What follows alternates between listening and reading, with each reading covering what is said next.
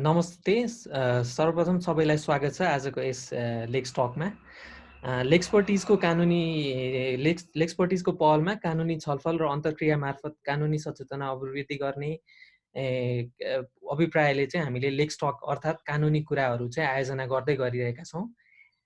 लेक्सपर्टिजको बारेमा अलिकति हामीले भन्नुपर्दाखेरि चाहिँ लेक्सपर्टिज एउटा अनलाइन प्लेटफर्म हो जसमा चाहिँ कानुन सम्बन्धी स्रोत साधनहरू र कानुन व्यवसायीहरू समेत यसमा चाहिँ यस प्लेटफर्ममा संलग्न भएर कानुन को सेवाग्राहीहरूलाई चाहिँ अनलाइन मार्फत सेवा प्रदान गर्ने भन्ने उद्देश्यका साथ हामीले यो लेक्सपर्टिज सुरुवात गरेका हौँ। म चाहिँ यो लेक्सपर्टिजको संस्थापक कैलाश पाण्डे। यहाँहरू सबैलाई फेरि पनि स्वागत गर्दछु। हिजो 69औं कानुन दिवस, ढिलै भए पनि सबैलाई कानुन दिवसको हार्दिक मङ्गलमय शुभकामना व्यक्त गर्न चाहन्छु। अब कानुन दिवसको कुरा गर्नुपर्दा नेपाल प्रधान न्यायालय ऐन 2008 विक्रमसँग 2009 वैशाख 26 गते लागू भएको सम्झनामा चाहिँ हामीले प्रत्येक वर्ष वैशाख 26 गतेलाई कानुन दिवसको रूपमा चाहिँ मनाउँदै आइरहेको सबैलाई जानकारी नै छ। अहिले हामी एकदमै चुनौतीपूर्ण समयबाट गुज्रिरहेका छौँ। विश्वव्यापी रूपमा फैलिएको कोभिड-19 कोरोना भाइरसका कारणबाट उत्पन्न कठिनाइ र यो संवेदनशील परिस्थितिबाट गुज्रिरहँदा अहिलेसम्म लाखौँ व्यक्तिहरू चाहिँ सङ्क्रमित भइसकेको विश्वव्यापी रूपमा नै र झन्डै 2,50,000 भन्दा बढी व्यक्तिहरू चाहिँ यसको कारण मृत्यु पनि भइसकेको छ। नेपालमा पनि आजको डेटा हेर्ने हो भने 109 जना चाहिँ सङ्क्रमितहरू फेला परेको भन्ने कुरा छ भने अब थप टेस्टिङ कार्यहरू हुँदैछ। त्यही अनुसार चाहिँ अब विश्वव्यापी रूपमा चाहिँ लकडाउनको पनि घोषणा गरेको छ। कतिपय देशहरूले लकडाउनको घोषणा गरेका छन् भने कैयौँ देशहरूमा सोसल डिस्टेन्सिङ मेन्टेन गर्ने तथा अन्य प्रिकसनहरू चाहिँ प्रयोग गरेर चाहिँ यसका विरुद्ध लडिरहेका छौँ। अब यसै सम्बन्धमा कुरा गर्नु पर्दाखेरि चाहिँ हिजो भर्खरै हाम्रो सम्माननीय प्रधान न्यायाधीशज्यूको शुभकामना सन्देशमा पनि सम्भवतः सम्पूर्ण न्याय क्षेत्रमा नै यसको असर हामीले देखेका छौँ। अब नेपालमा मात्रै नभई विदेशमा समेत अब यो न्याय सम्पादनको कार्यहरू र सेवा प्रवाह चाहिँ प्रभावित भएको, त्यसका साथै अब यो पेन्डेमिक जस्टिससँग रिलेटेड चाहिँ छुट्टै विधिशास्त्रको समेत विकासको चाहिँ अपरिहार्यता देखिएको भन्नेसम्मको उहाँको शुभकामना सन्देशमा व्यक्त भएको थियो। अब सोही अनुरूप चाहिँ सर्वोच्च अदालतले पनि हामीले भिडियो कन्फरेन्सिङ मार्फत अनलाइन कोर्सहरू सञ्चालन गर्ने सम्बन्धमा प्रेस विज्ञप्तिमै जारी भइसकेको पनि कुरा छ भनेदेखि आजको मितिमा हेर्नु पर्दाखेरि सम्पूर्ण क्षेत्रहरू प्राय जतिसुकै क्षेत्रहरू छन् उनीहरू चाहिँ प्रविधिको माध्यमबाट चाहिँ अनलाइन सेवा प्रवाह गर्न सक्ने क्षेत्रहरू चाहिँ अनलाइन गइसकेको अवस्थामा नेपालमा पनि डिजिटाइजेसनको चाहिँ एउटा राम्रो अवसर र चुनौती पनि रहेको चाहिँ हामीलाई महसुस भएको छ र त्यही अनुरूप नै हामीले कानुनी सेवालाई पनि यो डिजिटल प्रविधिबाट चाहिँ प्रदान गर्न सकिनुपर्छ भन्ने अभिप्रायका साथ नै यो लेक्सपर्टिजको सुरुवात गरेका हौँ। त्यसै गरी हिजो कानुन दिवसकै शुभ दिनमा चाहिँ हामीले यो चुनौतीपूर्ण घडीबाट गुज्रिरहेका र कोभिड-19बाट प्रभावित जो कोहीलाई पनि चाहिँ निशुल्क कानुनी सहायता उपलब्ध गराउने हाम्रो प्लेटफर्म मार्फत भनेर चाहिँ निशुल्क कानुनी परामर्श सेवा समेत घोषणा गरेका थियौँ र सोमा चाहिँ सहभागी भई कानुनी सेवा प्रदान गर्नका लागि सहयोग गर्नका लागि चाहिँ हामी देशभरिका कानुन व्यवसायीहरूलाई समेत हामी चाहिँ आह्वान गर्दछौँ। अब त्यसका लागि चाहिँ हाम्रो वेबसाइट www.lexpertise.com lexpertise.com मा गई चाहिँ रजिस्टर गराएर हामीसँग यस पहलमा चाहिँ जोडिन सक्नुहुन्छ। आजको कुराकानीको सम्बन्धमा छलफल गर्दाखेरि चाहिँ यस लकडाउनबाट सबैभन्दा प्रभावित हामी जो कोही पनि प्रभावित भएका छौँ, मुख्य गरी चाहिँ रोजगारीको विषय चाहिँ सबैभन्दा प्रभावित विषय जस्तो लाग्दछ। अब कतिको रोजगारीहरू भनौँ न हामीले घरमै बसेर अब जसले घरबाटै काम गर्न सकिरहेका छौँ, काम गरिरहेका छौँ भने कतिपयको अवस्था त्यो पनि नरहेको र खास गरी चाहिँ इन्फर्मल र फर्मल सेक्टरमा पनि यसको चाहिँ एकदमै ठुलो असर परेका कारण चाहिँ सो सम्बन्धमा चाहिँ छलफल गर्नका लागि त्यसको के कस्तो कानुनी प्रावधानहरू के छन्, हामीले यसमा कसरी चाहिँ अगाडि बढ्न सक्छौँ लगायतका विषयहरू र अन्य समसामयिक श्रम सम्बन्धी रोजगारी सम्बन्धी विषयमा छलफल गर्नका लागि चाहिँ हामीले 2 जना अग्रणी कानुन व्यवसायीहरूलाई आमन्त्रण गरेका छौँ। आमन्त्रण गरेका व्यक्तित्वहरूमा पहिलो हुनुहुन्छ अधिवक्ता सोम प्रसाद लुइटेल। उहाँ चाहिँ वैदेशिक रोजगार कानुन विज्ञ हुनुहुन्छ। उहाँसँग चाहिँ हामी आप्रवासी कामदारहरूको सम्बन्धमा र उनीहरूले भोगिरहेका समस्या र चुनौतीका कुराहरूमा छलफल गर्नेछौँ भनेदेखि अर्का कानुन विज्ञ हाम्रा श्रम कानुन विज्ञ हुनुहुन्छ, उहाँ चाहिँ अधिवक्ता रमेश बडाल।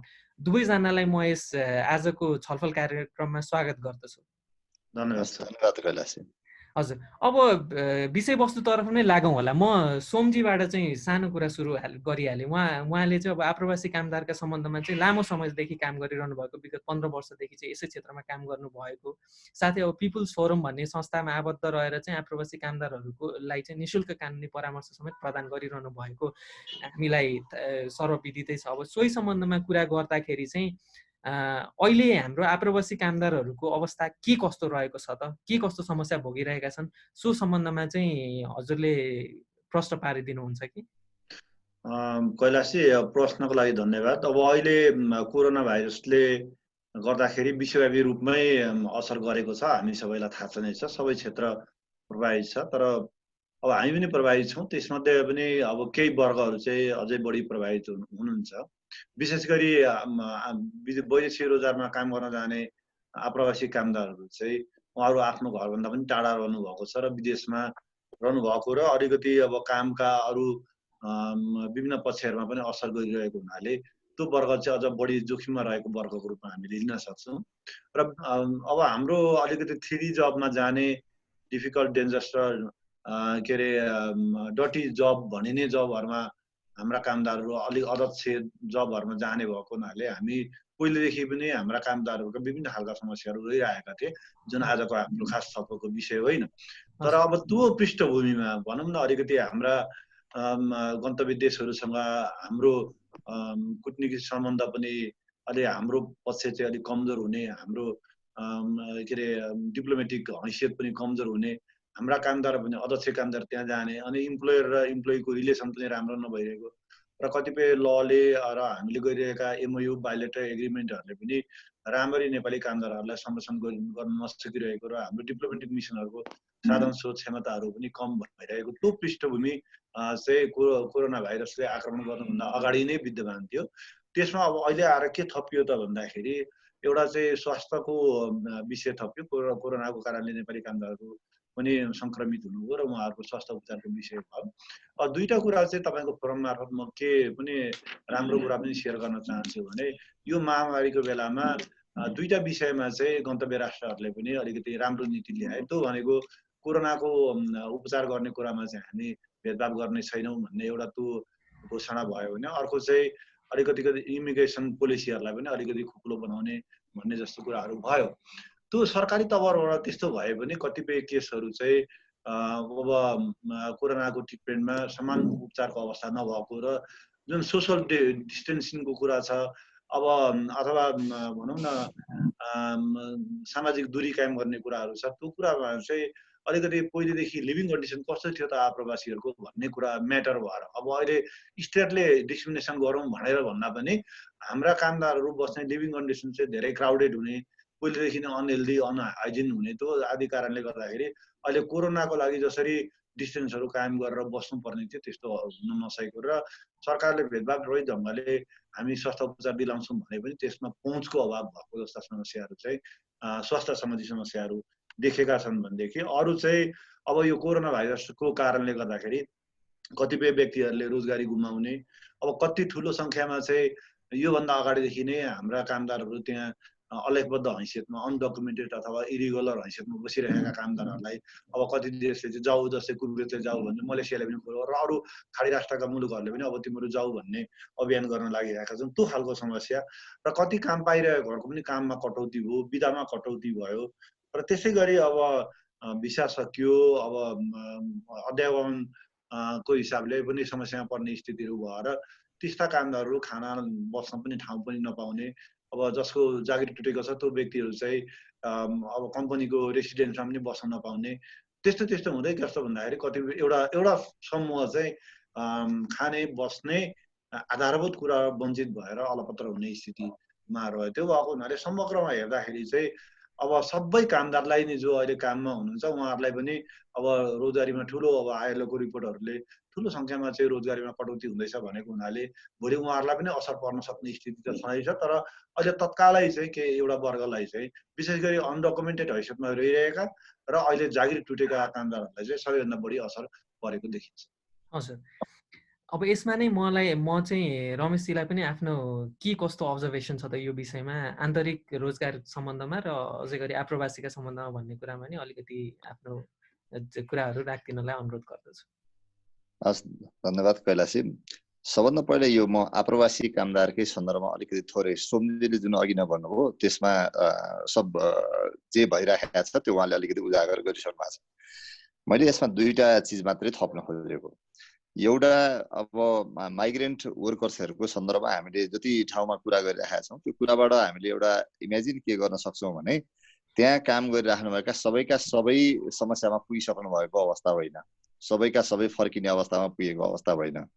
त्यहाँ एउटा त आप्रवासी जो चाहिँ अनडकुमेन्टेड हैसियतमा हुनुहुन्छ भनेर उहाँले भन्नुभयो, त्यो समस्याको विषय रह्यो। दोस्रो भनेको चाहिँ जसको करार अवधि सकियो र करार अवधि सकिएर अब नेपाल प्रस्थान गर्ने अवस्थामा हुनुहुन्थ्यो, लकडाउनको कारणले आउन सक्नु भएन। दोस्रो इमिडिएट रेस्क्युको अवस्थामा पुग्ने कामदारहरू दोस्रो त्यो अवस्थाको रह्यो। र तेस्रो भनेको लकडाउन सुरु भए पछाडि त्यहाँका कम्पनीहरू कतिपयले चाहिँ पारिश्रमिक दिन बन्द गरे। कतिपय कम्पनीहरूको त्यो समस्या आउन थालेको छ। कतिपयले 40% या 60% या 70% को हिसाबले मात्रै पारिश्रमिक दिने भनेर भनेको छ। र यो प्रोलङ भयो भने कतिपय विशेष गरी त्यहाँको पनि टुरिज्ममा ठुलो असर परेको हुनाले गर्दाखेरि टुरिज्म सेक्टरमा काम गर्ने नेपाली श्रमिकहरूलाई चाहिँ सबभन्दा बढी समस्या पर्न सक्ने अवस्थामा पुगिसकेको देखिन्छ। त्यसले गर्दाखेरि अब हामीहरूले यसमा भन्नै पर्ने कुरो चाहिँ के हुन सक्छ भन्दाखेरि नेपाल सरकारले यो सङ्कटलाई समाधानको हिसाबमा पनि जानुपर्ने अवस्था चाहिँ विद्यमान भइसकेको छ। यो कसरी लिएर जाने यसलाई भन्दाखेरि नेपालमा आउन चाहने विदेशी कामदारहरू मात्रै हुनुहुन्न, विदेशमा बसिराख्नुभएका अरू नेपालीहरू पनि नेपाल आउन चाहनुहुन्छ। नेपालमा पनि अहिले होटल इन्डस्ट्रीहरू चाहिँ अलिकति समस्याग्रस्त भइरहेको अवस्था छ भनेदेखि अब हामीले विदेशबाट ल्याउनु पर्ने झन्नै अहिले नेपाल सरकारको डाटा भन्ने हो भने 1,27,000 भनेर हुनेछ। डाटामा म अहिले कुनै क्वेसन गर्न चाहन्न, किनभने सरकारले भनेको हुनाले मैले त्यसैलाई मात्रै टेक्याउँ, त्यति नहुन सक्छ। किनभने भारतले अस्ति भर्खरै उद्धार गर्दाखेरि जम्मा 15,000लाई मात्रै उद्धार गरेको छ। त्यो हिसाबबाट हेर्ने हो भने त्यो ठुलो सङ्ख्यामा नेपालमा फर्किने स्थिति आजको भोलि नै सिर्जना नहोला, हुन सक्ला 1 महिना पछाडि यो प्रोलङ भयो भने बन्न सक्ला। त्यसले गर्दाखेरि त्यो सङ्ख्या कतिपय सङ्ख्याको श्रमिकहरू नेपाल लिएर आउनु पर्यो भनेदेखि यहाँ ल्याइसके पछाडि उहाँहरूलाई राख्ने व्यवस्थापन पनि गर्नु पर्यो। राखिसके पछाडि उहाँहरूलाई चाहिँ यो परीक्षण गरेर यो मान्छे ठिक छ भनिसकेपछि समाजमा पठाउनु पर्ने अवस्था पनि आउन सक्छ। आइसके पछाडि उहाँहरूको हैसियत बेरोजगारमा परिणत हुन सक्ने अवस्था विद्यमान छ। त्यसले गर्दाखेरि हामीहरूले अबको नीति तथा कार्यक्रम तथा बजेटले नेपालमा भइरहेका बेरोजगार, नेपालमा रोजगारी अन्त्य भएको कारणले उत्पन्न हुन सक्ने बेरोजगार र वैदेशिक रोजगारबाट फर्केर आएका नेपालीहरूको समेतलाई ध्यानमा राखेर जुन प्रधानमन्त्री रोजगार कार्यक्रम छ त्यो कार्यक्रममा कसरी एडजस्ट गर्ने भन्ने विषयमा वर्कआउट गर्नुपर्ने अवस्था विद्यमान भइसकेको छ। नत्र भन्नेदेखि हामीहरूले भोलि पर्सि यो बेरोजगारीको जुन समस्या छ हामीले राहत बाँडेर यो तार लाउन सक्ने अवस्थामा हुँदैनौँ, राहत दिएर हुँदैन। प्रधानमन्त्री रोजगार कार्यक्रम अन्तर्गत मान्छेहरूलाई बढीभन्दा बढी के काममा लगाउन सकिन्छ त्यो कामहरूको चाहिँ क्रिएसन गर्नुपर्ने अवस्था चाहिँ विद्यमान भइसकेको छ। मैले यति मात्रै सोमजीले भन्नुभएको कुरामा थप्न चाहेको छु। हजुर। अब त्यसैतर्फ कुरा गर्दाखेरि चाहिँ जस्तै आप्रवासी कामदारहरूकै कुरा गर्दाखेरि चाहिँ जहाँसम्म जानकारी भयो भने सोमजीले चाहिँ एउटा सर्वोच्च अदालतमा रिट पनि फाइल गर्नुभएको छ उनीहरूलाई फिर्ता ल्याउने सम्बन्धमा यो वैदेशिक रोजगार ऐनको दफा 75सँग सम्बन्धित भएर। सोको पृष्ठभूमि र त्यसबाट के चाहिँ अहिले के अवस्था रहेको छ, त्यो रिटको के अवस्था रहेको छ सो सम्बन्धमा चाहिँ प्रश्न पारिदिनुहुन्छ कि सोमजी? हस् कैलाशजी, अघि हामीले छलफल गरे जस्तै रमेशजीले पनि केही थप्नु हो। त्यसमा अझै एउटा कुरा के छुट्यो भने कतिपय वैदेशिक रोजगारमा जानुभएका नेपाली दाजुभाइ दिदीबहिनीहरूको लास पनि यो बिचमा आउन सकेको छैन। कोरोनाकै कारणले कतिपयको मृत्यु पनि भएको छ। त्यो लासहरूलाई पनि ल्याउनु पर्ने स्थिति छ। पृष्ठभूमि चाहिँ त्यही हो, जस्तो वैदेशिक रोजगारमा रहेका कामदारहरूलाई त्यहाँ रोजगारीमा रहँदाखेरि जुन कोरोना सङ्क्रमित भएकाहरूलाई चाहिँ WHO को स्ट्यान्डर्ड बमोजिम उनीहरूले स्वास्थ्य उपचार पाउनु पर्यो। त्योभन्दा बाहेक अरू चाहिँ मान्छेहरूलाई के कस्तो सुविधा पाउने हामीले रिटमा चाहिँ के क्याटेगोरिकल्ली भनेका छौँ भन्दाखेरि अब सबै मान्छेलाई ल्याउने कुरा पनि होइन। सबैभन्दा पहिले त म यहाँहरूलाई जानकारी पनि गराउँ, वैदेशिक रोजगार ऐनको पछिल्लो संशोधनले चाहिँ अब मापपत्रको प्रमाणीकरण गर्ने दायित्व पनि दूतावासलाई दिएको छ। त्यसैले एउटा कम्पनी टुटो एउटा कम्पनी राख्न सक्दैन भने दूतावासले इनिसिएसन गरेर अर्को कम्पनीमा राख्न पनि सक्छ।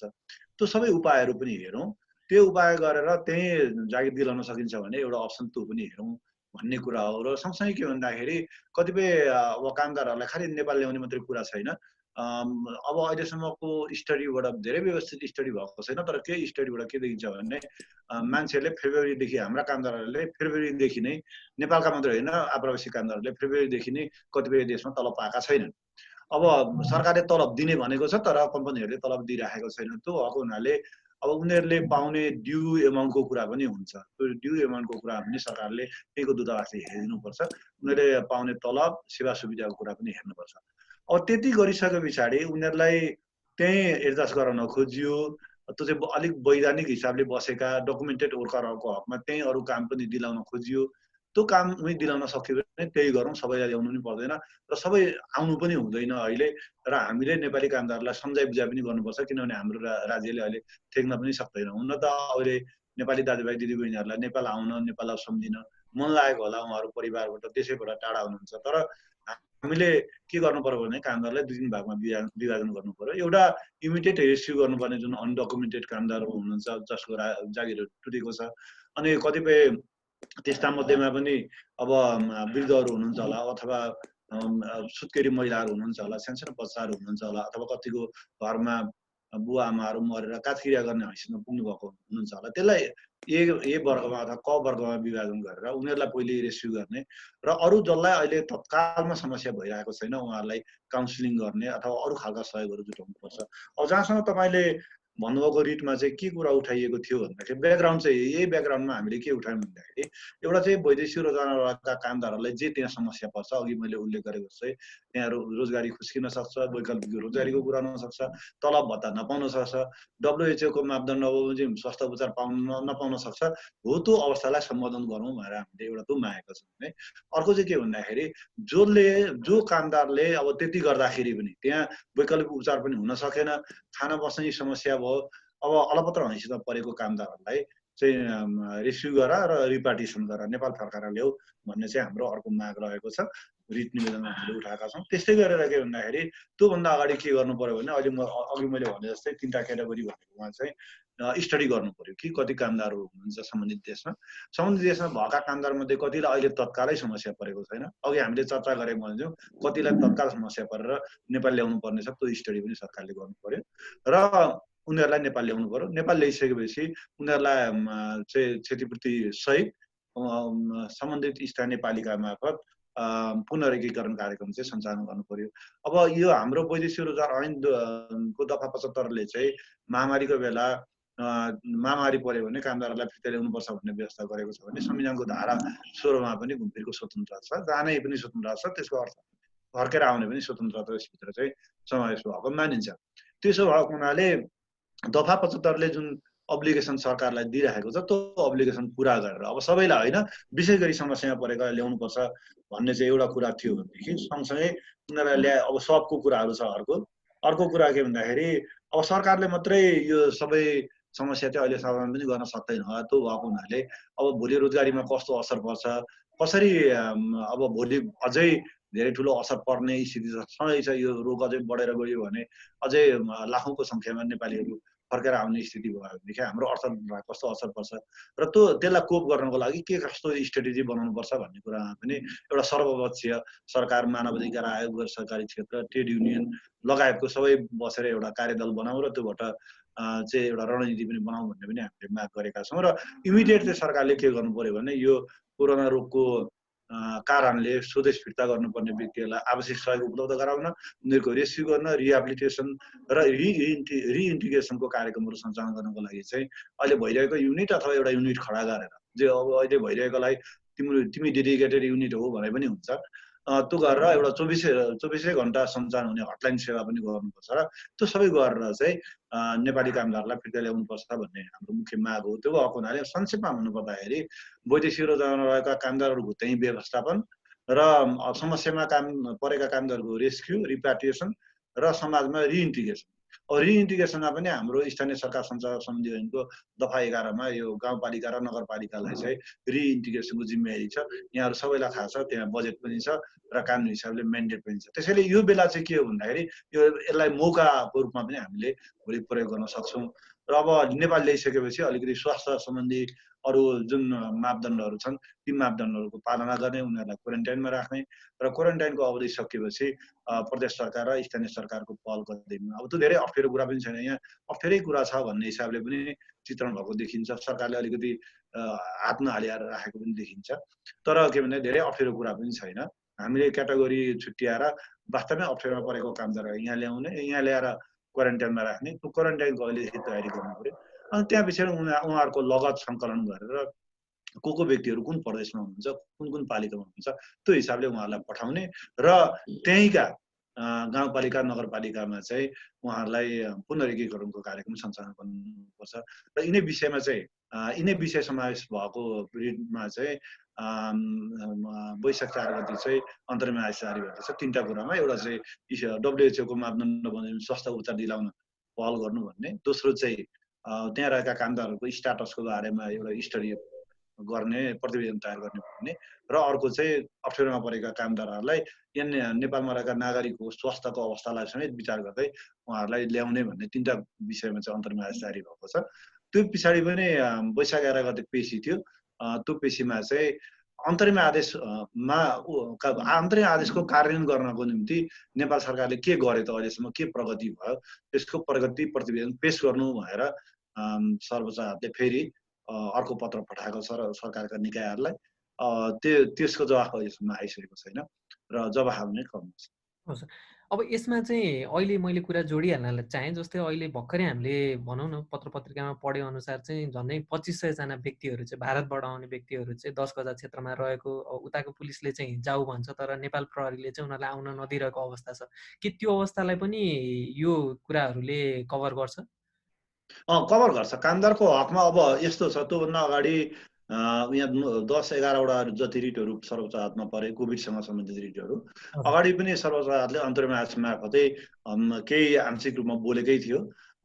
र अलिकति विदेशमा बसेका कामदारको हकमा अलिक प्रष्टसँगले नआएको हुनाले हामी पनि रिट निवेदन लिएर गएपछि यी सबै रिट निवेदनलाई एक ठाउँमा राखेर हेर्दाखेरि र हाम्रैलाई मात्रै हेर्दाखेरि पनि ती सीमामा अलपत्र परेका कामदारहरू पनि यो अन्तरिम आदेशको दायराभित्र पर्नुहुन्छ र उहाँहरूलाई किन नेपाल सरकारले ल्याउन सकेको छैन अथवा दार्चुलाबाट चाहिँ ल्याइयो, यसमा चाहिँ अलिकति नीतिगत सरकारको स्पष्टता पनि देखिँदैन भने अब कति कामदारहरू त्यस्तो अलपत्र हैसियतमा हुनुहुन्छ भन्ने कुरामा पनि अहिलेसम्म सरकारले राम्रो तयारी गरेको देखिएन। किनभने अघि रमेशजीले एउटा मेन्सन गर्नुभयो बोर्डको तथ्याङ्क 1,25,000 भने जस्तो, त्योभन्दा 3-4 दिन अगाडि के अरे फेरि वैदेशिक रोजगार विभागको तथ्याङ्क छ। उहाँहरूले चाहिँ एउटा कमिटी नै बनाउनु छ, त्यो कमिटीले 2,25,000 भन्नुभएको छ। अनि फेरि मन्त्रीहरूले एउटा सङ्ख्या भन्नुहुन्छ। त्यो गर्दाखेरि चाहिँ अलिकति यो तथ्याङ्कमा पनि एकरूपता भएको छैन। हामीले अलिक राम्रो ढङ्गले अध्ययन गरेर कति हुनुहुन्छ, अब आउन चाहनेको सङ्ख्या त अलिक ठुलो छ, त्यो लाखौँकै सङ्ख्यामा छ।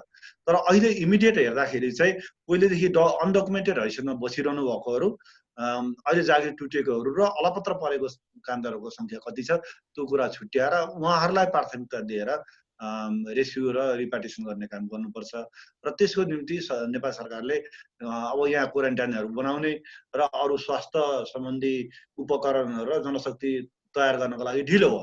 अब यो म किन भन्दैछु भन्दाखेरि अलिकति सरकारले किन यो देखिरहेको छैन भन्ने कुरातर्फ पनि म तपाईँको ध्यान आकर्षण गराउन चाहन्छु। किन भन्दाखेरि अब यदि भोलि लकडाउन खुल्ने बित्तिकै सरकारका अधिकारीले के भन्नुभएको छ भने लकडाउन खुलेपछि ल्याउँछौँ भनिरहनु भएको छ। एक त लकडाउन खुल्न जरुरतै छैन, कुवेतले प्लेन चार्टर गरेर पठाइदिन्छु भन्नुभयो। कुवेत सरकारले नै सबै टिकटको व्यवस्था गरिदिन्छ भनेदेखि हामीले चाहिँ के भन्दाखेरि ल्याउने अनुमति दिए मात्रै पुग्छ, खर्चको कुरै छैन, हेर्नु है। अब त्यस्तै गरेर के भन्दाखेरि हामीसँग वैदेशिक रोजगार कल्याणकारी कोष पनि छ, त्यो कोषमा कामदारहरूले आफैले पैसा पनि डिपोजिट गर्नुपर्छ। यस्तो अप्ठ्यारो परेको बेला त्यो कोष पनि प्रयोग गर्न सकिन्छ।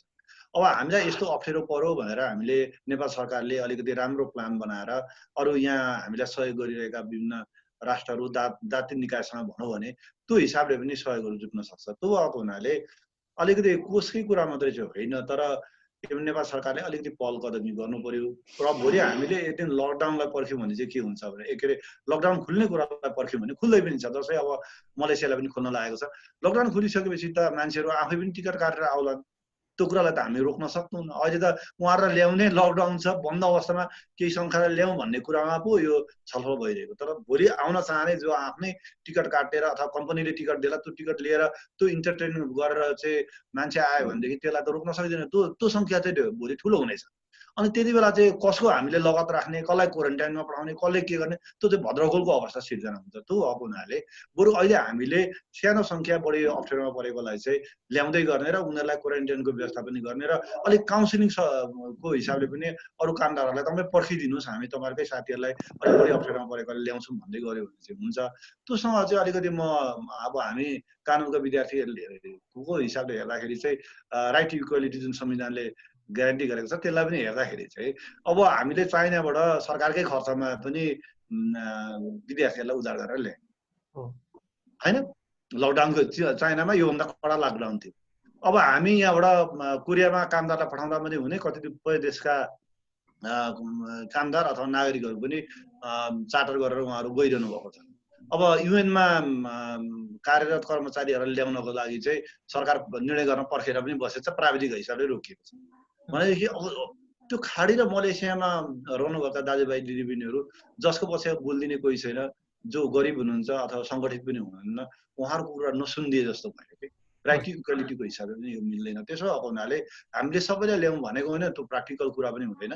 जोलाई समस्यामा छैन उहाँहरूलाई काउन्सिलिङ दिउँ, उहाँहरूलाई त्यहीँको दूतावासले के कस्तो सहयोग उपलब्ध गराउनुपर्छ इन्क्लुडिङ राइट टु इन्फर्मेसन, त्यो हामी गरौँ र उहाँहरूलाई भनौँ पनि। नेपाली त्यति अबुझ पनि हुनुहुन्न, उहाँलाई भनौँ कि हामी बढी जोखिममा परेको साथीहरूलाई अहिले पाइदिनु दिन्छौँ, तपाईँहरू अलि पर्खिदिनुहोस् भनेर अलिकति सरकारले अहिलेदेखि उहाँहरूको फिर्ती र पुनर्एकीकरणको एउटा कार्यक्रम बनाएर अगाडि लान खोज्यो भनेदेखि चाहिँ यसले अलिकति व्यावहारिक रूपमा पनि भोलि समस्या निम्त्याउँदैन।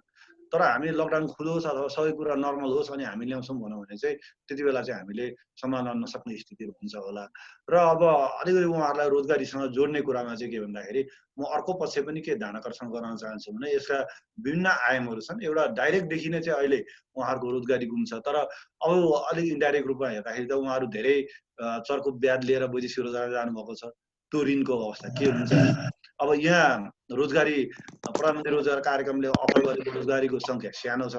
अब त्यत्रो ठुलो कामदारहरूलाई यहाँ एडजस्ट गर्न सकिन्छ इस्यु लिएर यहीँ पनि उक्त धन्दाहरू चाहिँ बन्द हुने स्थितिमा अथवा हाम्रो अर्थतन्त्र कमजोर हुने स्थितिमा छ। त्यो भएको हुनाले सरकारले अलिकति लार्ज स्केलमै यसमा सोच्नुपर्छ र कसरी उहाँहरूलाई रिइन्टिग्रेट गर्ने, कसरी रोजगारीसँग जोड्ने अलिक ठुलो कार्यक्रम प्याकेज कार्यक्रम चाहिँ सञ्चालन गर्नुपर्छ। त्यो भयो भनेदेखि चाहिँ यसलाई हामीले मौकाको रूपमा पनि परिणत गर्न सक्छौँ र हाम्रा नेपाली दाजुभाइ दिदीबहिनीहरूलाई यहाँ ल्याएर उहाँहरूलाई रोजगारीसँग जोडेर रिइन्टिग्रेट गर्न पनि सक्छौँ। अब पक्कै पनि अब विदेशी आप्रवासी कामदारहरूको कुरा जहाँसम्म छ, हजुरले भनेको जस्तै अहिलेको समयलाई नै सदुपयोग गरेर केही निश्चित व्यक्तिहरूलाई भनौँ न अति प्रभावित व्यक्तिहरूलाई चाहिँ ल्याउन सक्यो भने पछिल्लो दिनमा लकडाउन खुलिसकेपछिको अवस्थामा पनि जुन चाप अथवा प्रेसर गभर्मेन्टलाई हुन्छ त्यो पनि अलिक कम हुने देखिन्छ। अब आप्रवासी कामदारहरूको कुरापछि चाहिँ म रमेश पौडेलज्यूलाई चाहिँ के सोध्न चाहन्छु भने अब आन्तरिक कामदारहरूको स्थिति, आन्तरिक रोजगारीको स्थिति, किनभने भर्खरै पनि एउटा कन्ट्रोभर्सियल डिसिसन भएको छ होटल एसोसिएसन नेपालबाट, जसको अन्तर्गत चाहिँ 6 महिनासम्म उद्योग नै बन्द राख्ने अनि त्यस पछाडि कर्मचारीहरूलाई पनि आधारभूत पारिश्रमिकको 12.5% मात्रै सुविधा भुक्तानी गर्ने भन्ने कुरा छ। अब यस सम्बन्धमा चाहिँ हाम्रो कानुनले के भन्छ अनि यसमा चाहिँ अब यो जुन डिसिजन भएको छ यो बन्धनकारी हुन्छ या जुन श्रमिकहरू छन्, कामदारहरू छन्, उनीहरूको चाहिँ कुनै लिगल रेमेडी पनि हुन्छ? सो सम्बन्धमा चाहिँ प्रश्न पारिदिनुहोस् न। धन्यवाद कैलाश सर। मैले यसमा भन्दाखेरि चाहिँ हालसालै होटल एसोसिएसन अफ नेपालले चाहिँ 12.5% मात्रै हामी भुक्तानी गर्न सक्छौँ भनेर जुन भन्नुभएको छ त्यो चाहिँ दुईटा एङ्गलबाट नै त्यो अलिक एप्रोप्रिएट भएन भनेर भन्ने देखिन्छ।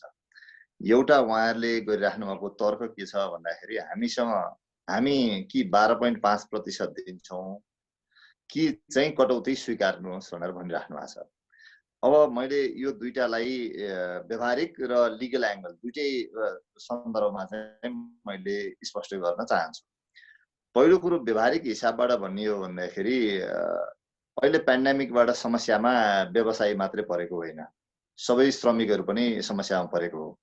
विशेष गरी होटल इन्डस्ट्रीमा भन्नुहुन्छ भन्दाखेरि त्यहाँ पाइराख्नुमा जति श्रमिकहरू हुनुहुन्छ उहाँहरूको cash in hand per month आम्दानी हुन्छ। सपोज 20,000 उहाँहरूको आम्दानी हुने रहेछ भने 10,000 मात्रै इम्प्लोयरले पेमेन्ट गर्ने हो, 10,000 चाहिँ सर्भिस चार्जको माध्यमबाट पाउने गर्नुभएको थियो।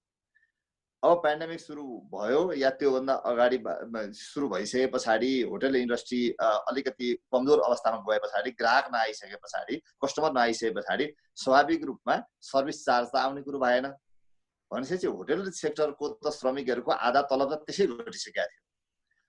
अब त्यसमाथि चाहिँ उहाँहरूले के भन्नुभयो भने 12.5% भनेर भन्नुभयो भनेदेखि त इन रियालिटीमा चाहिँ पाइराखेको स्यालेरीमा 5%मा मात्रै उहाँहरू पाउने भनेर भन्ने अर्थ निस्किन्छ। यसको मिनिङ त्यो हुन्छ। त्यसले गर्दाखेरि उहाँहरूले जुन कुरो होला होटलमा सफर भएन, म त्यो भन्दैन, होटलमा सफर भएको छ होइन। टुरिज्म सेक्टर अलिकति बढी यसले असर पारेको छ, यो पनि सही हो। तर यो बेलामा हामीहरूले आत्तिएर या कुनै एउटा सेक्टर यसको चाहिँ सम्पूर्ण समस्याको जड भनेको चाहिँ वर्कर्स नै, वर्कर्स चाहिँ स्ट्रिटमा जानुपर्छ भनेर भन्ने निष्कर्षमा पुग्यौँ भनेदेखि अहिले होटल बन्द गर्ने बेलामा एउटा कुरा हुन्छ, होटल खोलेको भोलिपल्ट जब ती श्रमिकहरूले वैकल्पिक रोजगारीमा जान थाले भने होटलमा जब ट्रेन मेन पावरको अभाव हुन्छ त्यस पछाडि उहाँहरूले के भन्न थाल्नुहुन्छ भने हाम्रो चाहिँ प्रोडक्टिभ मेन पावर भएन, त्यस कारणले गर्दाखेरि समस्या भयो भनेर भन्ने दोस्रो क्वेसन 6 महिना पछाडि उठाउन थाल्ने स्थिति बन्छ।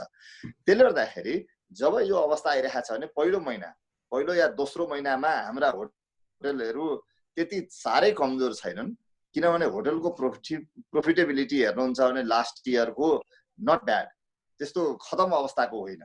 त्यसले गर्दाखेरि हो, जस्तै म पनि ल फर्म चलाउँछु, मेरो फर्ममा पनि 2 जना मान्छे काम गर्छन्, 3 जना मान्छे काम गर्छन्, मैले त उहाँहरूको चाहिँ 2-3 महिनासम्म धान्नुपर्छ नि, त्यो त मेरो प्राइमेरी रेस्पोन्सिबिलिटी पर्छ नि। ठिक त्यसै गरी उहाँहरू ठुलो इम्प्लोयर हो भनेदेखि 1-2 महिना धान्नको लागि उहाँहरूलाई समस्या परिहालेको छ भनेर भन्ने कुरो लाग्दैन। यो चाहिँ क्वेसन नियतको हो भनेर भन्ने लाग्छ। मेरो चाहिँ यहाँनिर चाहिँ म समस्याको एउटा पार्ट छ, दोस्रो पार्ट नियतको पनि हो भनेर भन्ने मलाई एकदम लागेको हुनाले मैले तपाईसँग सेयर गर्न चाहे। होला 3 महिना 4 महिना हुँदै गए पछाडि यसको समस्या के हुन्छ थाहा छ। समस्या पर्दै गएपछि समाधान बायोलेटरली त्यहीँको श्रमिकहरूसँग बसेर निकाल्न सकिन्छ। म तपाईहरुलाई उदाहरण दिन चाहन्छु, पहिला इन्सर्जेन्सी हुँदाखेरि पनि त होटल इन्डस्ट्री धरापमा पुगेका थिए नि। इन्सर्जेन्सी भएको अवस्थामा होटलहरू बन्द भएका थिए, तर त्यतिखेर त 12.5%मा दिन्छु भनेर भन्ने भएन नि। त्यतिखेर पनि सम्झौता भएका छन् नि, युनियन र म्यानेजमेन्टको बिचमा एग्रिमेन्ट भएको छ। एग्रिमेन्ट दिँदाखेरि यति प्रतिशतमा मात्र लेनदेन गर्ने, यति प्रतिशत खुलेर राम्रो अवस्थामा पुगेपछि दिने भन्ने खालका पनि त एग्रिमेन्ट भएका छन् नि। त्यो हाम्रो गएको 10 वर्ष 15 वर्ष अगाडिको चाहिँ रिसेन्ट पास्टको कुरोलाई सम्झेर त्यसको आधारमा सोलुसन निकाल्नु पर्नेमा हामी गलत ट्र्याकमा गयौं भनेर भन्ने लाग्छ। नम्बर 1। नम्बर 2, यदि इन्डस्ट्री राम्रोसँग चल्न सक्ने अवस्था भएन भनेदेखि त्यस्तो अवस्थामा दुवै पक्षले यसको घाटा बेहोर्ने हो, एक पक्षले मात्र यसको घाटा बेहोर्नु पर्छ भनेर भन्ने कुरा होइन। त्यही भएको हुनाले यसमा त सरकारलाई एउटा धन्यवाद के दिनुपर्छ भने चैत महिनाको त सोशल सेक्युरिटीको अलिकति सेयरिङ गरिदिनु भएको थियो हैन। जो सोशल सेक्युरिटीमा जानु भएन, नगई बस्नु भएको थियो, उहाँहरूले यसबाट बेनिफिट पाउनु भएन। जो सोशल सेक्युरिटीमा जानु भएको थियो उहाँहरूको त झन्डै 31% को त सरकारले रिलिफ गरिदिसकेका छ नि चैत महिनाको। त्यसले गर्दाखेरि अब अहिले चाहिँ जुन गभर्नमेन्टले नोटिफिकेसन के गरिदियो भन्दाखेरि चाहिँ यो चाहिँ बिदाको रूपमा यसलाई परिणत गर्ने, बिदाको रूपमा परिणत गरिसके पछाडि गर्नुपर्छ भनेर भनिसके पछाडि वर्कर्सहरूको डिमान्ड र फुल स्यालेरीको सन्दर्भमा र इम्प्लोयरहरूले 12.5 भनेर भन्नु, 12.5 को त कुनै लिगल जस्टिफिकेसन छैन। यदि वास्तवमै समस्या पर्ने भयो भनेदेखि त्यसमा लमा 2-3टा व्यवस्थाहरू राखिएको छ। तपाईहरुलाई म एउटा व्यवस्था तर्फ दोहोर्याउन चाहन्छु जसमा ले अफ गर्ने व्यवस्था गरिएको छ हैन। 15 दिनसम्म इम्प्लोयरले ले अफ गर्न सक्छ, झगडामा राख्न सक्छ। त्यसभन्दा बढी रहेछ भनेदेखि त्यसमा चाहिँ कन्सल्टेसन गरेर जान सकिन्छ भनेर भन्ने व्यवस्था गरिएको छ। त्यो बाटो प्रयोग गर्न सकिन्छ। त्यसको अतिरिक्त कलेक्टिभ बार्गेनिङको व्यवस्था छ। कलेक्टिभ बार्गेनिङले कहिले पनि तलब वृद्धिको मात्रै कुरा गर्दैन, अरु विषयलाई पनि एड्रेस गर्न सक्छ। त्यसले गर्दाखेरि यदि त्यहाँको लोकल युनियन र लोकल म्यानेजमेन्टको बीचमा सम्झौता हुँदाखेरि इन्डस्ट्री चल्नै सक्ने अवस्था रहेन भनेदेखि त्यहाँको युनियनहरूले पनि एग्रिमेन्टमा पुग्दैन भनेर भन्ने कुरा मान्न सकिन्न। किनभने मैले अघि दिएका रेफरेन्स इन्सर्जेन्सीको सन्दर्भमा भएका सबै एग्रिमेन्टहरू चाहिँ युनियनसँग भएका थिए। त्यसले गर्दाखेरि हामीहरूले के गर्नु पर्यो भने कन्सल्टेसन, लोकल्ली कन्सल्टेसनलाई चाहिँ प्रभावकारी बनाउन खोज्ने हो भने समस्याको समाधान अहिलेको लमा थुप्रै समस्याको समाधान राखिएको छ। त्यसले गर्दाखेरि अहिले समस्यामा चाहिँ जुन यो अहिले 12.5 को जुन दबाब छ यो चाहिँ अलिकति भेस्टेड इन्ट्रेस्ट राखेर आयो कि भन्ने लाग्छ। यसले वर्कर्सलाई दबाब दिन्छ, वर्कर्सहरूले यसको बारेमा प्रतिक्रिया दिन्छन्, प्रतिक्रिया दिइसकेपछि स्वाभाविक रूपमा ट्याक्समा चाहिँ अलिकति दबाब सिर्जना गर्न सकिन्छ, ब्याज दरमा घटाउतरी गर्न सकिन्छ र बिजुलीको प्राइसमा घटाउन सकिन्छ भनेर भन्ने त्यो सरकारसँगको प्रेसरको लागि चाहिँ यो ट्याक्टिक्स प्रयोग भएको हो कि भनेर भन्ने कुरो हामीहरूले बुझेका छौँ। त्यसले गर्दाखेरि वर्कर्सहरूलाई अचानकमा राखेर यो ट्याक्टिक्स चाहिँ नगर्दा हुन्छ, बरु वर्करसँग मिल भन्ने लाग्छ मलाई। हजुर, पक्कै पनि अब जुन कुरा अब भनौँ न कानुनले नै नदिएको कुरालाई आफूले एकतर्फी रूपमा निर्णय गर्ने कुरा त भएन। अब कतिपय कुरामा हामीले के सुनेका छौँ भन्दाखेरि त्यो निर्णय लिएर स्थानीय भनौँ न श्रम युनियन, ट्रेड युनियनहरूसँग कुरा गर्दा पनि त्यहाँबाट नमान्नु भन्ने किसिमको कुरा आएको भन्ने देखिन्छ। अब यसमा चाहिँ एउटा क्लियरिफिकेसन के पनि चाहे भने हजुरसँग चाहिँ कतिपय उद्योगहरूले चाहिँ जस्तै आधारभूत तलबकै कुरा गर्दा पनि अहिले जुन होटेलहरूले भनेको माग अनुसार पनि 12.5% चाहिँ हामी हालिदिन्छौँ, 12.5% चाहिँ सरकारले हाल्ने भन्ने छ। त्यो चाहिँ लिङ्क केसँग गरेको छ भने आधारभूत तलबसँग लिङ्क गरेको अवस्था छ र कतिपय अवस्थामा चाहिँ श्रम ऐन, श्रम नियमावलीले स्पष्ट व्यवस्था गर्दा गर्दै पनि आधारभूत तलब चाहिँ सरकारले तोकेको जुन मिनिमम वेजेसको आधारभूत तलब छ जुन 8,445 रुपियाँ हुन्छ, त्यही बमोजिम नै चाहिँ आधारभूत तलब फिक्स गरेको पाइन्छ। अब यो श्रम नियमावली हेर्ने हो भने आधारभूत तलब चाहिँ कमसेकम पनि पछिल्लो 3 महिनाको पारिश्रमिकको 60% सम्म चाहिँ हुनुपर्ने भन्ने कानुनी नियम पनि छ। तर त्यसमा चाहिँ त्यो नियममा अगाडि कार्यगत जोडेकाले चाहिँ यो चाहिँ कार्यगत कामदारको केसमा मात्रै लागू हुने भन्ने किसिमको अन्योलता पनि छ। सो सम्बन्धमा चाहिँ अलिकति स्पष्ट पारिदिनुहुन्छ कि?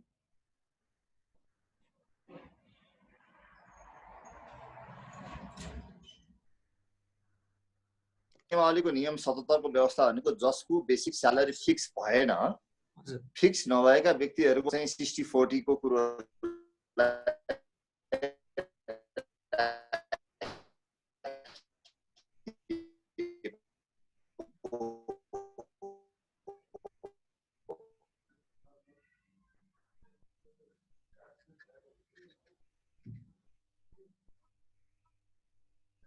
रोजगारीको सन्दर्भ छ भन्दा हामी त्यो नियमावलीमा राखिएको 60-40लाई एउटा रेफरेन्सको रूपमा राख्नुको मतलब यो चाहिँ इग्नोर गर्नुपर्छ भन्ने हुँदैन, यो चाहिँ नमाने नि हुन्छ भनेर भन्ने अर्थमा चाहिँ लिनु हुँदैन। यसलाई केसँग जोडेर हेर्नुपर्छ भन्दाखेरि यो कुरो सोसियल सेक्युरिटीको कन्ट्रिब्युसनसँग जोडिन्छ र भोलिपछि समस्या आयो भने सोसियल सेक्युरिटीको बेनिफिट त्योसँग सम्बन्धित हुन्छ। त्यसले गर्दाखेरि यसलाई चाहिँ 60-40 को रेन्जलाई चाहिँ सामान्यतया रिफरेन्सको रूपमा मान्नुपर्छ भन्ने आधारमा राखिएको हो। यसलाई यही हिसाबमा बुझ्नुपर्छ। भनेपछि जुन 60-40 को रेसियो छ, जस्तै कतिपय उद्योगहरूले चाहिँ त्यसलाई चाहिँ हामीले निश्चित गरेको कुरामा चाहिँ हामीले कम्पनी राख्न सक्छौँ भन्ने किसिमको जुन बुझाइ छ त्यो चाहिँ गलत हो भन्ने मान्नु पर्यो।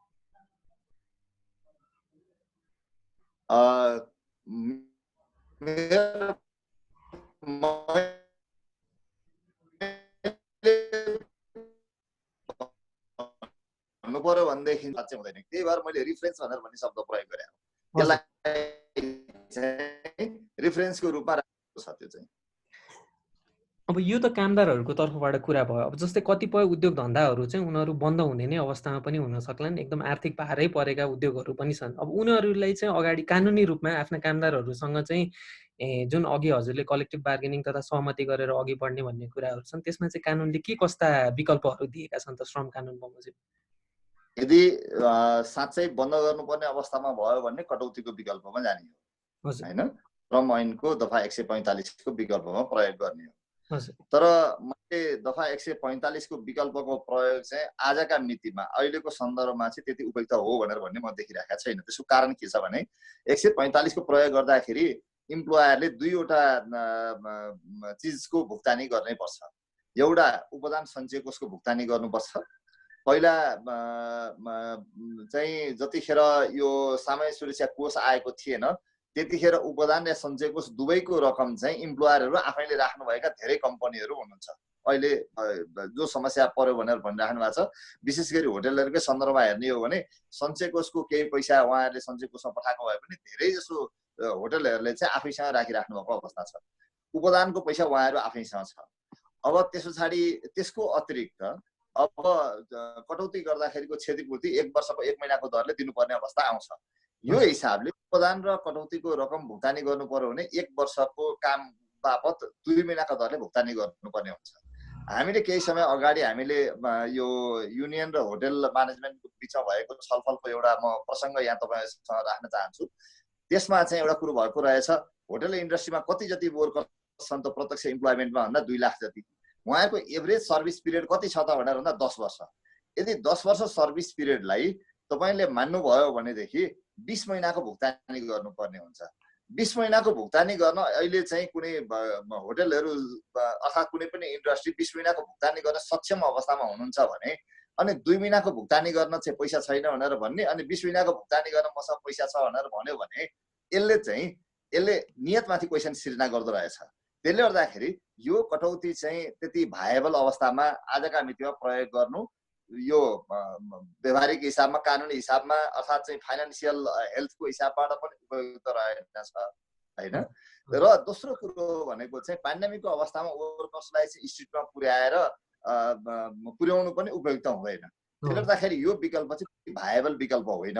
यसमा चाहिँ के चाहिँ गर्नु आवश्यक पर्छ भन्दाखेरि हामीहरूले गर्नुपर्ने लबिङ चाहिँ सोसियल सेक्युरिटीमा जुन चैत महिनाको 1 महिनाको जुन भुक्तानी सरकारले गरिदिएको छ, अब सबैको टार्गेट चाहिँ के हुनु पर्ला भन्दाखेरि बरु केही महिनासम्मको लागि हैन, 2 महिना 3 महिनाको लागि सोसियल सेक्युरिटीमा जाने 31% को कन्ट्रिब्युसन चाहिँ गभर्नमेन्टबाट कन्ट्रिब्युसन गराउने हैन। अनि त्यस पछाडि बाँकी पेमेन्ट चाहिँ इम्प्लोयरबाट या अब युनियन र म्यानेजमेन्टको नेगोसिएसनको आधारमा फिक्स गर्ने यो मोडालिटी प्रयोग गर्ने हो भन्दाखेरि चाहिँ हामीले टुरिज्म सेक्टरलाई अलिकति अपलिफ्ट गरेर लिएर जान सक्ने अवस्था आउन सक्छ। यो टुरिज्मको लागि मात्रै यो एप्लिकेबल हुँदैन, अरू सेक्टरमा पनि यो जुन इन्डस्ट्रीले चाहिँ यसले अप्ठ्यारो पारिदिएको छ त्यो इन्डस्ट्रीलाई यो तरिकाबाट अपलिफ्ट गर्न सकिन्छ कि भन्ने लाग्छ। अब यो सामाजिक सुरक्षाको कुरा गर्दा पनि कतिपय अवस्थामा चाहिँ के भएको छ भने कतिपय रोजगारदाताहरू त जानु नै भएको छैन। अब जानु भएकोहरूमा नि कतिपय चाहिँ दर्ता हुनुभएको छ, कम्पनीहरूलाई एनलिस्ट पनि गराउनु के अरे श्रमिकहरूलाई एनलिस्ट पनि गराउनु भएको छ, तर त्यहाँ योगदान सुरु गर्नुभएको छैन। अब जुन यो चैत्र महिनाको कुरा भनौँ न सरकारले योगदान गरिदिने भन्ने कुरा आएर भविष्यमा पनि अब यो योगदान सम्बन्धी कुरा आउँदाखेरि चाहिँ ती दर्ता भएका रोजगारदाताहरू चाहिँ यस अन्तर्गत यो सुविधा अन्तर्गत पर्छन् या पर्दैनन्, अथवा पहिला चाहिँ जसले योगदान गरेको छ उनीहरू मात्रै पर्ने हो? अब मैले बुझे अनुसार चाहिँ चैत महिनामा चाहिँ जसले चाहिँ सामाजिक सुरक्षा कोषमा भुक्तानी गर्नुभयो त्योभन्दा अगाडिको उहाँहरू सबैले सुविधा पाउनु भएको छ। मैले कोषबाट जानकारी प्राप्त भए अनुसार त्यही महिनामा पनि 2000-3000 जति चाहिँ नयाँ इम्प्लोयर रजिस्टर्ड गरेर कन्ट्रिब्युसन भएको छ। हजुर। र त्यसको पनि भुक्तानी गरिदिएको छ। हजुर। त्यसले गर्दाखेरि यो चाहिँ अब यहाँ एउटा क्वेसन चाहिँ के आउँछ, कानुनको उल्लङ्घन गरिराखेको व्यक्तिले सहयोग पाउनुहुन्छ कि हुँदैन भनेर एउटा क्वेसन चाहिँ आउँछ। किनभने ल त गएको सालबाटै इन्फोर्स भइसक्यो हो, कानुनको उल्लङ्घन चाहिँ मैले गरिराख्नुपर्छ अनि मेरो प्रफिटको सेक्युरिटी पनि राज्यले गरिदिनुपर्छ भनेर भन्ने प्रश्न चाहिँ कति जस्टिफाएबल हुन्छ भनेर भन्ने एउटा क्वेसन चाहिँ छ हैन। तर पनि जुन अहिले चैत महिनाको चाहिँ फेनोमेनालाई हामीले हेर्दाखेरि जे देख्यौँ त्यो मात्र मैले तपाईसँग सेयर गर्न चाहेको। चैत महिना अगाडिको भुक्तानी जसले गर्नुभयो उहाँले त्यो बेनिफिट चाहिँ पाउनु भएको छ मेरो जानकारीमा भए अनुसार। अब यसमा चाहिँ म अलिकति सोमजीलाई पनि ल्याउन चाहे, जस्तै उहाँले चाहिँ अब बाहिरबाट आएका श्रमिकहरूलाई चाहिँ रिइन्टिग्रेसन गर्नुपर्ने भन्ने कुराहरू पनि छन्। त्यो सम्बन्धमा चाहिँ जस्तो अहिले नै भनौँ न नेपालमा नै रोजगारी गुम्नेहरूको सङ्ख्या धेरै नै हुन सक्ने अवस्था रहेको अवस्थामा चाहिँ अब सरकारले यो रिइन्टिग्रेसन प्रोग्राम जुन आप्रवासी कामदारहरूलाई चाहिँ कसरी सञ्चालन गर्नुपर्ने हो र यी सबै यो सँगसँगै चाहिँ अर्को के पनि कुरा जोड्न चाहे भने अन्तर्राष्ट्रिय कम्युनिटीबाट चाहिँ यस्ता इनिसिएटिभहरूमा जस्तै नेपाल भनौँ न स्वदेश फर्काउने तथा पछि गएर चाहिँ रिइन्टिग्रेसन प्रोग्राममा पनि हेल्प गर्ने कुरामा चाहिँ अन्तर्राष्ट्रिय सङ्घ संस्थाहरू अथवा अन्य देशहरूमा चाहिँ के कस्तो प्र्याक्टिस भएको छ सो सम्बन्धमा जानकारी गराउनुहुन्छ? अलिकति म सामान्य लेभलको रमेशजीको तर्कमा के थप्न चाहन्छु भन्दाखेरि त्यसको एउटा मानवीय पक्ष पनि छ। अहिले अब कसैले नचाहेर नै भएको हो, यो महामारी भनेको कसैले चाहेको नि होइन र हाम्रो लाइफ टाइममा फेरि दोहोरिएर पनि आउँदैन होला। त्यसैले त्यसको एउटा मानवीय पक्षलाई पनि रोजगारदाताहरूले हेर्नुपर्छ र यदि यसको समय अवधि चाहिँ छोटो समय अवधि हो भने त्यसलाई कोप गर्ने स्ट्रेटेजी पनि अब सर्ट टर्म स्ट्रेटेजीले पनि हुन्छ होला र यदि यो साह्रै लामो गयो 1-2 वर्ष गयो भने अलि लङ टर्म स्ट्रेटेजीको हिसाबले पनि हेर्नुपर्छ होला भन्न चाहन्छु। र त्यसैले अलिकति बाहिरतिर के भइरहेको छ भन्दाखेरि चाहिँ यो जुन संयुक्त राष्ट्रसङ्घको महासचिवले पनि भन्नुभयो यो चाहिँ स्वास्थ्य सम्बन्धी क्राइसिस मात्रै होइन, यो ह्युमन राइट क्राइसिससम्मै हो, यो हाम्रो युगकै एउटा ठुलो समस्या हो भनेर भन्नुभयो। र अब संयुक्त राष्ट्रसङ्घको उच्चायुक्तको कार्यालय, IOM जस्ता निकायहरूले पनि विभिन्न गाइडलाइनहरू बनाइरहनु भएको छ र कतिपय देशहरूले चाहिँ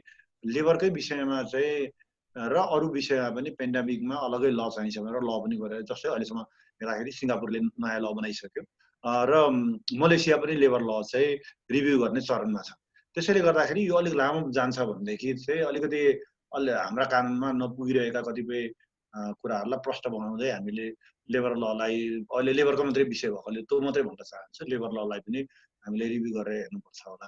एउटा कुरा त्यो भन्न चाहन्छु। दोस्रो चाहिँ अब अरूले के कस्तो प्रयासहरू गरेका छन् भन्ने सन्दर्भमा हेर्दाखेरि चाहिँ अहिलेसम्म चाहिँ रेस्क्युको हिसाबले चाहिँ मे 7बाट इन्डियाले रेस्क्यु गर्यो, उनीहरूको कस्ट सहितको कस्ट आफैले बिहोर्ने गरी हो। पाकिस्तानले रेस्क्यु गर्यो, त्यसै गरी फिलिपिन्सले रेस्क्यु गर्यो र अरूहरू चाहिँ अब गर्ने कमिटीहरू बनाउने क्रममा हुनुहुन्छ र अब फिलिपिन्सले 20,000 गर्यो र अर्को अलिकति हामीले अहिलेसम्म छलफल नभएको त्यसलाई पनि म जोड्न चाहन्छु। एउटा गन्तव्य देशमा पनि के हो भने अलिकति आप्रवासीहरूलाई भेदभाव गर्ने, अलिकति उनीहरूलाई चाहिँ हेट गर्ने खालको एउटा ट्रेनहरू विकास भयो भने हाम्रो नेपालमै पनि कतिपय गाउँठाउँमा चाहिँ वैदेशिक रोजगारबाट आएकाहरूले कोरोना ल्याउँछन् अथवा ल्याउन सक्छन् भन्ने त्यो एक किसिमको होइन, त्यत्रो मान्छे विदेशबाट ल्यायो भने त त्यो रोग हामीलाई लाग्छ नि त भन्ने जस्तो साइकोलोजी पनि देखिन्छ। त्यसले हामीले अहिले यहाँ ल्याउने भनेर हामीले रिट निवेदनमा पनि अरू धेरै सङ्घ संस्थाले भनेको चाहिँ के भन्दाखेरि जसलाई कोरोना लागिसकेको छ उहाँहरूले ल्याउने भनेको होइन, त्यसमा त WHO को आफ्नो मापदण्ड छ। अहिले जसलाई कोरोना लागिरहेको छ उहाँहरू त त्यहीँ बसेर स्वास्थ्य उपचार गर्नुपर्छ। उहाँहरू स्वस्थ भइसकेपछि उहाँहरूको जागिरको अवस्था के हुन्छ त्यो सबै हेरेर उहाँहरू आउने नआउने अथवा पेन्डेमिकको अवस्था पनि कस्तो हुन्छ त्यो हिसाबले भोलि निर्क्यो होला। तर अहिले ल्याउने भनेको चाहिँ के भन्दाखेरि त्यो कोरोनाको कारणले प्रभावमा परेका, जागिर गुमाएकाहरू, अलपत्र परेकाहरूले ल्याउने कुरा हो। अब जहाँसम्म रिइन्टिग्रेसनको कुरा चाहिँ कसरी गर्न सकिन्छ भन्ने तपाईँको प्रश्न छ, त्यसमा चाहिँ म के भन्न चाहन्छु भन्दाखेरि रमेशजीले अघि उल्लेख गर्नुभयो प्रधानमन्त्री रोजगार कार्यक्रम पनि छँदै छ, तर त्यसले पुग्दैन। अब त्यसले किन पुग्दैन भन्दाखेरि त्यसलाई 2-3वटा हिसाबले हामीले हेर्यौँ। एउटा के हेऱ्यौँ भन्दाखेरि वैदेशिक रोजगार प्रवर्धन बोर्डमा वैदेशिक रोजगार कल्याणकारी कोष भन्ने एउटा कोष रहेको छ, त्यसमा 5 अरबभन्दा बढी पैसा रहेको छ। एउटा त्यसलाई पनि हेर्न सकिन्छ। अब त्यहाँका साथीहरूको कुरा त अहिले सकाइहालौँ र भने जस्तो रियाक्सनहरू पनि देखियो, त्यो सकाइहालौँ भनेको होइन, त्यसलाई लास्ट अप्सनमा हामीले राख्न सकिन्छ। तर हामीसँग परि आयो भने त्यो कोष पनि छ है, हाम्रै कामदारले कन्ट्रिब्युसन गरेको, उहाँहरूको दुःखको बेलामा हामीले उहाँहरूलाई सम्झिन मिल्छ है भन्न मात्रै मैले यहाँ सम्झाउन खोजेको। अर्को कुरा के हेर्नु पर्यो भन्दाखेरि यत्रो हाम्रो रेमिटेन्समा यत्रो ठुलो योगदान छ, यत्रो ठुलो सङ्ख्यामा चाहिँ कामदार हुनुहुन्छ, भोलि लाखौँ मान्छे यहाँ आउनु हो भने आर्थिक कुरा मात्रै होइन, रोजगारीको कुरा मात्रै होइन, भोलि यहाँ राजनीतिक क्राइसिस नै हुनसक्छ। त्यो भएको हुनाले सरकारले एउटा अलग्गै कोष बनाउनु पर्यो र त्यो कोषमा चाहिँ अरू हाम्रा जो मित्र राष्ट्रहरू छन्, अरू जातीय निकायहरूलाई पनि हामी यस्तो यस्तो गर्छौँ है, हामी जस्तै अब रेस्क्युको लागि अब कुवेतको हकमा पैसा लाग्दैन, अब हामीले मलेसियासँग डायलग गरौँ अथवा हामीले साउदी अरब अरू देशहरूसँग डायलग गरौँ, कति कामदारहरूलाई रेस्क्यु गरेर ल्याउन त्यहीँको कम्पनीले दिन्छ कि कति त्यहीँको सरकारले दिन्छ कि, त्यसो गर्दा गर्दै घटाउँदै जाउँ, त्यो दायरालाई अझै घटाउँदै जाउँ र यता हामीले एउटा छुट्टै सरकारले कोष पनि स्थापना गरोस्, त्यो कोषमा हामीले अरू सङ्घ संस्थाहरू अरू जातीय निकायहरूलाई पनि सहयोगको लागि आग्रह गरौँ र हामी एउटा राम्रो प्लान बनाऊँ। त्यो प्लान भनेको के भन्दाखेरि हामीले कसरी मान्छेहरूलाई रेस्क्यु गर्छौँ, कसलाई रेस्क्यु गर्छौँ, त्यसको प्रोटोकल के हो, कस्तो कार्यविधि अपनाउँछौँ, विथआउट डिस्क्रिमिनेसन भनेर सर्वोच्च अदालतले पनि भनेको छ, कुनै भेदभाव बिना, डकुमेन्टेड अनडकुमेन्टेडको भेदभाव बिना चाहिँ सबैलाई सेवा पुर्याउनुपर्छ भनेर संयुक्त राष्ट्रसङ्घले पनि भनेको छ। त्यो हामीले पहिले अहिले के गर्नु पर्यो भन्दाखेरि त्यो उद्धारको लागि चाहिँ हामीले एसेसमेन्ट गर्नु पर्यो 1 नम्बरमा, कति मान्छेलाई उद्धार गर्नुपर्छ त्यो हामीसँग तथ्याङ्कहरू चाहियो। अनि त्यो सँगसँगै दूतावासले त्यहाँ काउन्सिलिङ पनि गर्नु पर्यो, मान्छेहरूलाई वर्गीकृत गरेर छुट्याएर पनि राख्नु पर्यो। अनि सँगसँगै यहाँ चाहिँ हामीले क्वारेन्टाइनहरू बनाउनु पर्यो। कति सङ्ख्यामा आउँछन्, जस्तो 5000 आउँछन् भने 5000 राख्नु सक्ने क्वारेन्टाइनको क्षमता हामीले डेभलप गर्नु पर्यो। र सँगसँगै के भन्दाखेरि त्यसको निम्ति स्वास्थ्य कर्मीहरू, स्वास्थ्य उपकरण उहाँहरूको जाँचहरू गराउनु पर्यो र प्रदेश र स्थानीय सरकारसँग समन्वय गर्नु पर्यो। किनभने फिलिपिन्समा एउटा ट्रेन के देखियो भने आएका कामदारहरूलाई कतिपय स्थानीय सरकारले हामी लिँदैनौँ बा हामीलाई रोगको शासन कि भन्ने जस्तो अलिकति त्यो खालको समस्या पनि देखिएको छ। त्यसो भएको हुनाले हामीसँग एउटा व्यवस्थित प्लान चाहियो, व्यवस्थित प्रोसिड्युर चाहियो। त्यो अन्तर्गत चाहिँ हामीले अरूहरूलाई पनि ल हामी यस्तो गर्दैछौँ है, हामीलाई रिइन्टिग्रेसनमा यति रकमको अपुग भएको छ, त्यो तिमीहरूले सहयोग गर, अथवा रिपार्टिएसनमा चाहिँ हामीले यति सहयोगको आवश्यकता छ भन्ने चाहिँ हामीले हिसाबले हामीले चाहिँ अरूहरूलाई भन्न सक्ने स्थिति भयो भनेदेखि हामीले यस्तै छलफलहरूमा के पनि दिएका छौँ भने जातीय निकायहरू पनि यसमा सहयोग गर्न इच्छुक छन्। त्यो भएको हुनाले अब ठुलै सङ्ख्यामा हामीले यत्तिकै छोडिदिउँ, भोलि हामीसँग कुनै प्लान छैन, कुनै योजना छैन र एकैचोटि मान्छे भरेर आउने स्थिति भयो भने चाहिँ हामी केही गर्नै सक्दैनौँ। त्यो चाहिँ टु बी फ्रेङ्क केही गर्न सक्दैनौँ र मलाई लाग्छ पोलिटिकल क्राइसिस पनि हुनसक्छ लाखौँ मान्छे एकैचोटि काठमाडौँमा उत्रियो भनेदेखि। तर हामीले अलिकति व्यवस्थित ढङ्गले अहिलेदेखि प्लान गरेर र उहाँहरूलाई सम्बन्धित पालिकासँग पनि पहिले नै एउटा एकीकृत कार्यक्रम डेभलप गरेर सम्बन्धित पालिकालाई पनि त्यही ढङ्गको फन्डहरू मोबिलाइज गरिदिने र यहाँ क्वारेन्टाइनको अवधि सिद्धिएपछि त्यहाँ स्थानीय जनताको स्वास्थ्यमा अब रिस्क छैन है भनेपछि उहाँहरूलाई गाडीहरू रिजर्भ गरेर सम्बन्धित पालिकामा पठाइदिने र सम्बन्धित पालिकाले चाहिँ पुनरेकीकरण कार्यक्रम चाहिँ उहाँहरूको खर्चमा ती सम्बन्धित पालिकासँग पनि बजेट छ। त्यसको लागि त अलिकति परिषदहरू कुर्नुपर्छ।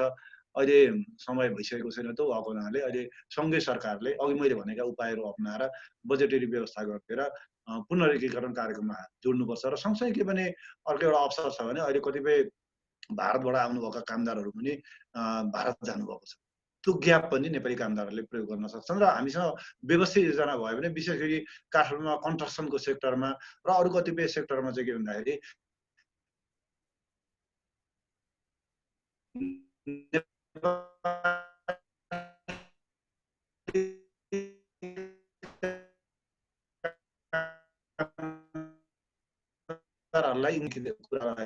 र अब भारतीय कामदारहरू चाहिँ भारत गएर यहाँ भ्याकुम भइरहेको समेत कुराहरूलाई हेर्दाखेरि चाहिँ हामीसँग व्यवस्थित योजना भयो भने उहाँहरूलाई रिपार्टिसन र रिइन्टिग्रेसन गर्न गाह्रो छैन।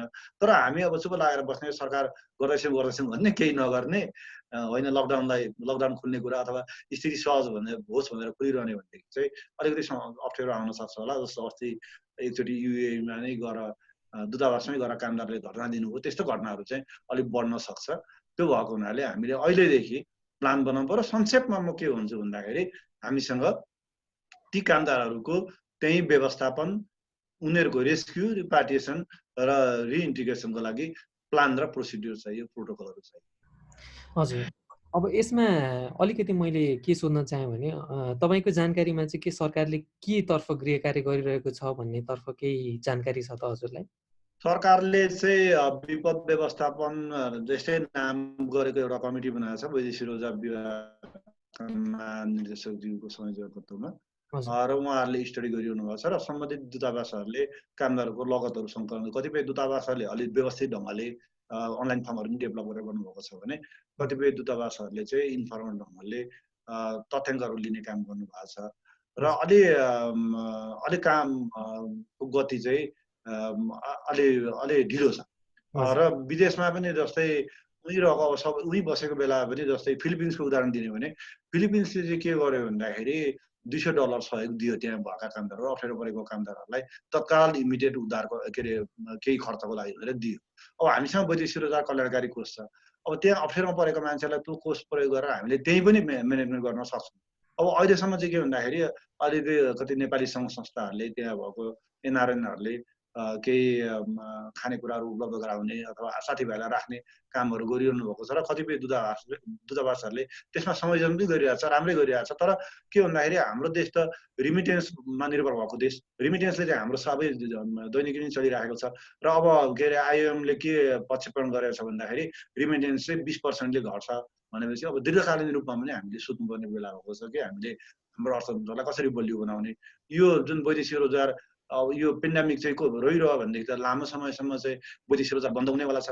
अब भइरहेका काम गर्नेहरूको पनि रोजगारी कटौती हुनेवाला छ, उहाँहरू पनि आउनेवाला हुनुहुन्छ भनेपछि रिमिटेन्समा पनि ठुलो असर पर्छ। त्यो सबैलाई अहिले हामीले तत्काल रोजगारी दिन सक्ने स्थिति पनि छैन। त्यसो भएको हुनाले अब त्यो कतिपय व्यक्तिहरूलाई त्यहाँ बाइलेटरल नेगोसिएसन गरेर त्यही कम्पनीमा फेरि भोलि अलिकति स्थिति सही हुने बित्तिकै जाने व्यवस्था पो गर्ने हो कि, कतिपय कामदार साथीहरूको त्यस्तो पनि इच्छा हुन्छ होला। त्यो भएको हुनाले हामीले सर्ट टर्म र लङ टर्म दुइटै हिसाबले हेर्न आवश्यक छ। सर्ट टर्म स्ट्रेटेजी पनि बनाउनु पर्यो र लङ टर्म स्ट्रेटेजी पनि बनाउनु पर्यो र सम्बन्धित दूतावासहरूले पनि त्यहाँ चाहिँ सहयोग गर्नु पर्यो नेपाली कामदारहरूलाई। र सँगसँगै के भन्दाखेरि नेपाल सरकारले दूतावासबाट पनि रिक्वेस्ट भएको बुझेको छु, नेपाल सरकारले चाँडोभन्दा चाँडो नेपाली कामदारहरू ल्याउनु पर्यो, पर्खेर मात्रै बस्नु भएन। यो चाहिँ हामीले उनीहरूलाई अहिले सम्झिने, हामीले नेपाल सरकारले अभिभावकत्व देखाउने अथवा नेपालले दिने बेला हो कि, किनभने उहाँहरू त दुःखमा हुनुहुन्छ नि अहिले। खान पाइन, बस्न पाइन होइन। म त यहीँ भोकै पो मर्ने भएँ, मेरो त सरकारै रहेनछ, अथवा कुवेतले त मलाई माफी दियो नेपालले दिएन भन्ने कुरा कति दिन सुन्ने, किनभने कुवेतले क्लियरली भनिसक्यो तिमी लैजाऊ। It's clear. युएको पनि त्यही हो, अलिकति हाम्रो बायोलेटर कुराले गर्दाखेरि युएले अलिकति केही समय राखिदिएको मात्रै हो। त्यस्तो अवस्थामा चाहिँ हामीले अझै यसलाई ढिलो गर्नु चाहिँ हुँदैन, हामीले बढी जोखिममा भएकर ल्याउँदै गरेर त्यो व्यवस्थापनलाई अगाडि बढाउनुपर्छ। हस्, अब त्यस पछाडि म रमेशजीतिर आउन चाहेँ। अघि हामीले अब समस्याका कुरा गऱ्यौँ र रोजगारदाताले चाहिँ कसरी भनौँ न अगाडि कसरी बढ्न सक्छ अब यो महामारीको अवस्थामा, र यस पछाडि यो समस्या निर्मूलीकरण भइसकेपछि पनि के गर्न सक्छ भन्ने कुरा चाहिँ गऱ्यौँ। अब कुनै रोजगारदाताले चाहिँ कानुन र सरकारको निर्णय बमोजिम चाहिँ पारिश्रमिक भुक्तानी गरेन अथवा नियम नपुर्याइ चाहिँ कुनै श्रमिकलाई निकाल्यो भने चाहिँ अब त्यो श्रमिकको के कस्तो कानुनी उपचार रहन्छ र उसले कसरी चाहिँ यो कानुनी उपचार चाहिँ प्राप्त गर्न सक्छ? किनभने एउटा समस्या भनेको उसले अब रोजगारी पनि गुमाएको छ। अब कतिपय रोजगारदाता अथवा कतिपय निकायहरूमा अब यो ट्रेड युनियनको पनि व्यवस्था रहँदैन। त्यो अवस्थामा चाहिँ उसले कसरी आफ्नो कानुनी उपचारहरू प्राप्त गर्न सक्छ वा कसरी अगाडि बढ्न सक्छ त? यसमा कानुनी उपचारको लागि ट्रेड युनियन भए पनि नभए पनि कानुनी उपचारमा कुनै भिन्नता छैन हाम्रो कानुनी व्यवस्थामा, किनभने यो ट्रेड युनियनको माध्यमबाट मात्रै कानुनी उपचार प्राप्त गर्ने भन्ने हाम्रो कानुनी व्यवस्था होइन। इन्डिभिजुअल व्यक्ति आफैले नै कानुनी उपचारको लागि जान सक्नुहुन्छ। अब यसमा चाहिँ यदि कसैको पारिश्रमिक मात्रै काटिएको अवस्था हो, पारिश्रमिक काटियो उहाँहरूले पाउनु भएन भनेदेखि सबभन्दा पहिला चाहिँ उहाँहरूले श्रम कार्यालयमा निवेदन दिन सक्नुहुन्छ र श्रम कार्यालयले दिएको आदेश मान्नुपर्छ। त्यो भन्छी त बुझेन भने श्रम अदालत जाने व्यवस्था छँदैछ एउटा पारिश्रमिकको सन्दर्भमा।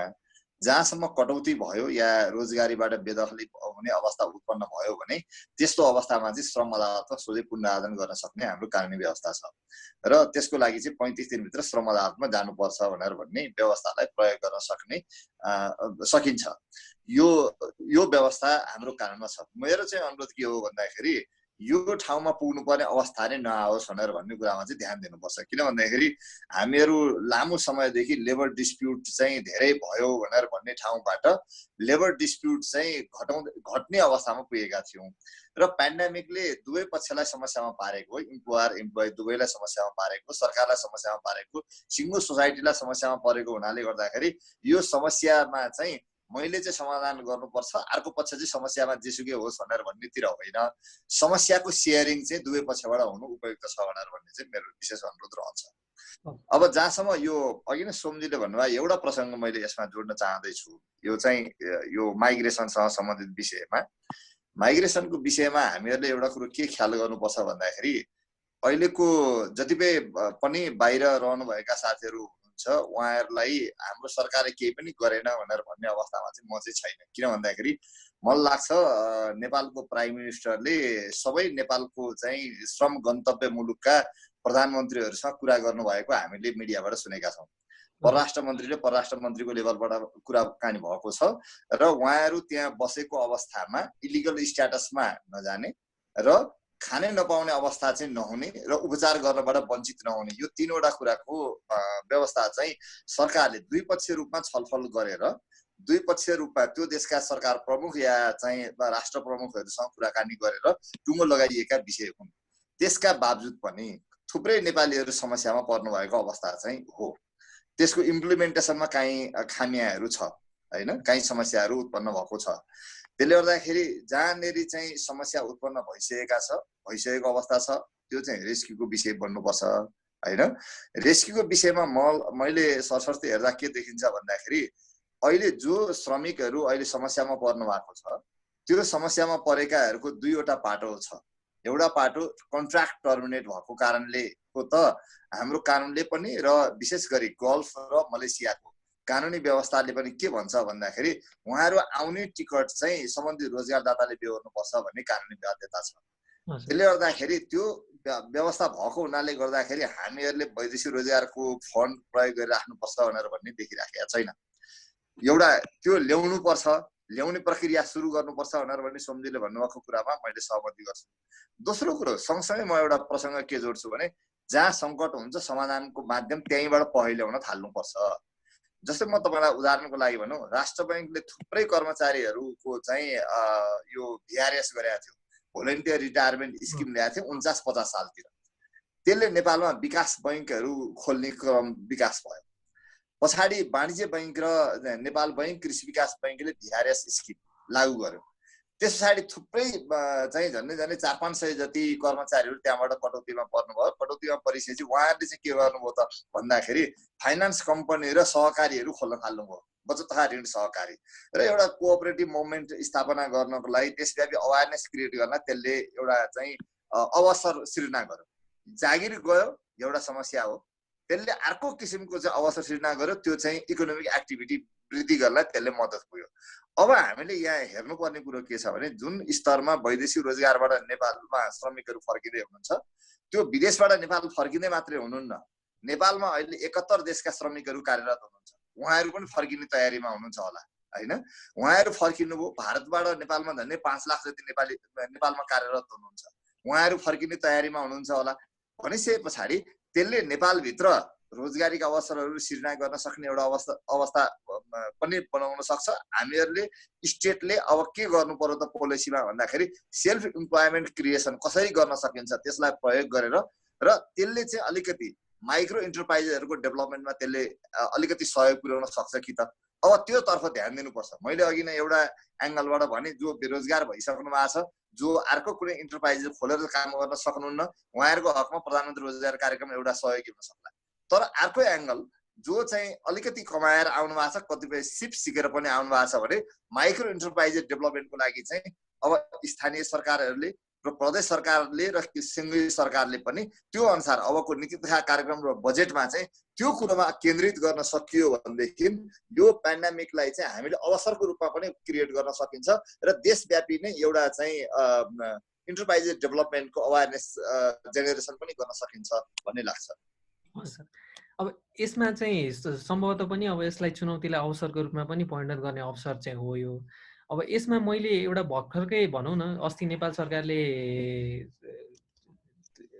घोषणा गरेको एउटा नोटिसको कुरा राख्न चाहे। अब नेपाल सरकारबाट चाहिँ के कुरा आयो भन्दाखेरि यो लकडाउनको अवधिलाई चाहिँ सार्वजनिक बिदा घोषणा गर्ने भनेर। अनि अब ऐन अनुसार हेर्ने हो भने सार्वजनिक बिदा अब 13 दिनभन्दा बढी दिनुपर्ने अवस्था पनि छैन हैन।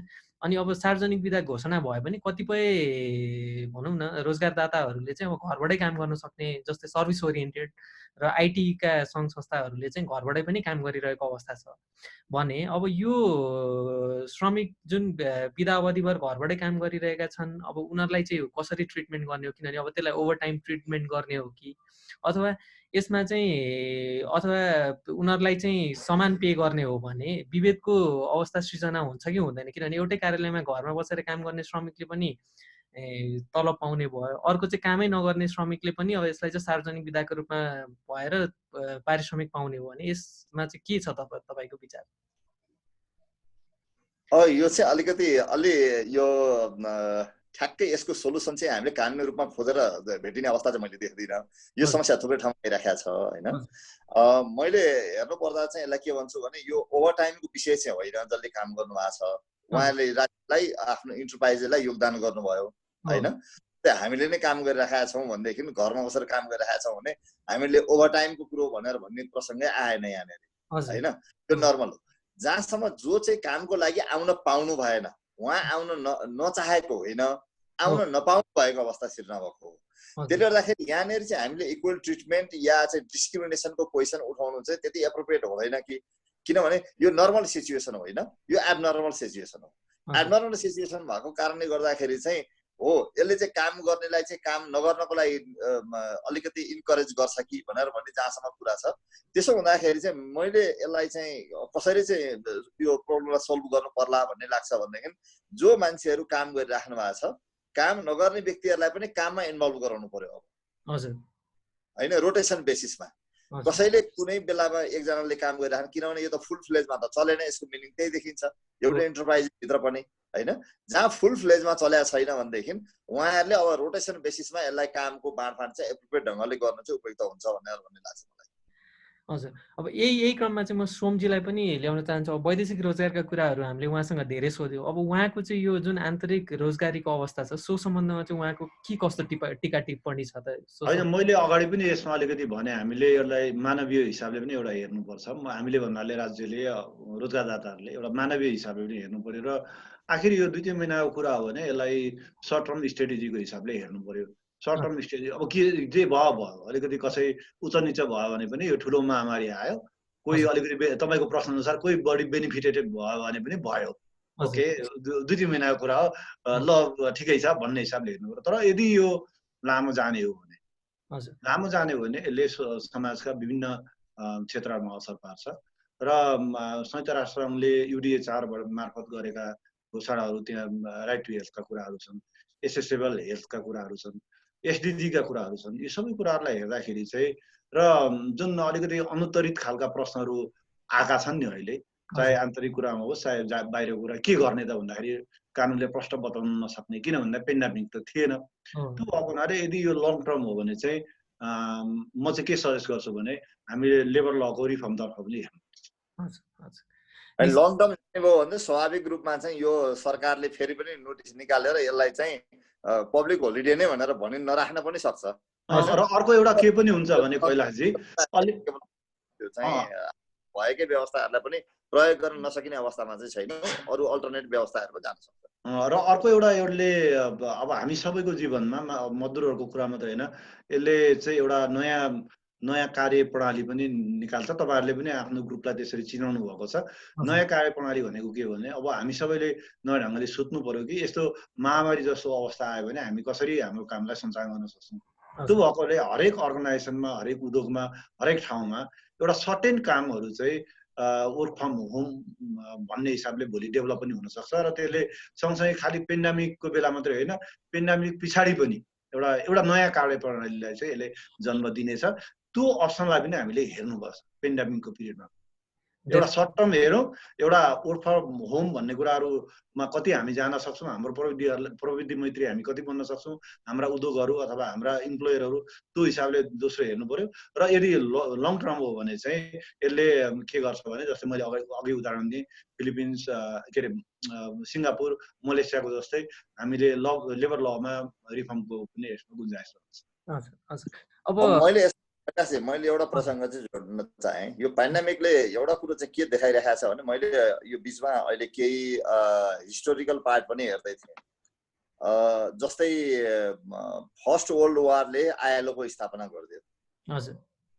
फर्स्ट वर्ल्ड वार पछाडि मिनिमम स्ट्यान्डर्ड फिक्स गर्नुपर्छ भनेर भन्ने वार पछाडिको हो। 1825 देखि 1839 सम्म रहेको ग्रेट रिसेसन, जो बेलायत, अमेरिका र केही ल्याटिन अमेरिकी देशहरू यसले इफेक्ट गरेको थियो, त्यसले चाहिँ युनियन र म्यानेजमेन्टको बिचमा नेगोसिएसनको कुरो कल्चरलाई विकास गरेर पाइन्छ। त्यसको झन्डै 80-90 वर्ष पछाडि फर्स्ट वर्ल्ड वार पछि ILO स्थापना भयो र फर्स्ट रिसेसन भन्नुहोस् न 1930-35 को रिसेसनको बेला पछाडि सोसियल सेक्युरिटीको कल्चरको विकास भयो। सेकेन्ड वर्ल्ड वार पछि ट्राइपार्टाइट डिस्कसन र बाइलेटरल डिस्कसनलाई इन्टेन्सिभ गर्नुपर्छ भनेर भन्ने कल्चरको विकास भयो। अब यो पेन्डेमिकलाई पनि यदि हामीले थर्ड वर्ल्ड वारको इक्विभ्यालेन्टमा हामीले राखेर हेर्न थालिसकेका छौँ र रिसेसनको सन्दर्भमा हेर्ने हो भने 1930 पछाडिको दोस्रो ठुलो रिसेसन होला भनेर भन्ने अनुमान गरिरहेको छ। यसले वर्क कल्चरमा स्वाभाविक रूपमा परिवर्तन ल्याउँछ र यसले एउटा कुराको जबरजस्त डिमान्ड चाहिँ के गरिरहेको छ भने सोसियल सेक्युरिटी इज मस्ट है। यो चाहिँ अब हामीले इग्नोर गर्न सकिँदैन। Health care is must. Health केयरको नेटबाट सबै जनतालाई चाहिँ जोड्नै पर्ने रहेछ भन्ने एउटा कुराको डिमान्ड गर्छ भने सँगसँगै सोसियल सेक्युरिटीको नेटभित्र चाहिँ यो अनइम्प्लोइमेन्ट बेनिफिट पनि एउटा कम्पोनेन्टको रूपमा आउनुपर्छ। अहिलेसम्म हामीले यो अनइम्प्लोइमेन्ट बेनिफिटको कम्पोनेन्ट जोडेका थिएनौँ होइन। र अब सोसियल सेक्युरिटीको नेटभित्र सबै व्यक्ति आउनु पर्ने रहेछ भन्ने कुरो किन देखायो भने अहिले राहत वितरण गर्ने बेला हामीसँग कुनै डाटा थिएन, डकुमेन्टेसन छैन, कसलाई राहत दिने कसलाई नदिने, त्यसको आम्दानी कति छ। त्यसले गर्दाखेरि जुन सरकारले डिक्लेयर गरेका छ नेसनल आइडेन्टिटी कार्ड र उसको आम्दानीदेखि लिएर बैंक ब्यालेन्सदेखि लिएर सम्पूर्ण कुराको इन्टिग्रेटेड इन्फर्मेसन सिस्टम राख्न खोजिरहेको छ, त्यो चाहिँ इसेन्सियल भएको छ। यसलाई ल्याइसके पछाडि यदि अब नेक्स्ट इयर वा कमिङ 2-3 इयर्स पछाडि हामीले हेर्न चाहने हो भन्दाखेरि चाहिँ हामीसँग सबै डाटाबेस तयार हुन्छ। यदि समस्या पर्यो भने राज्यले सहयोग गर्नुपर्ने, सोझै खातामा पैसा जान सक्ने वातावरण सिर्जना गर्नुपर्ने रहेछ।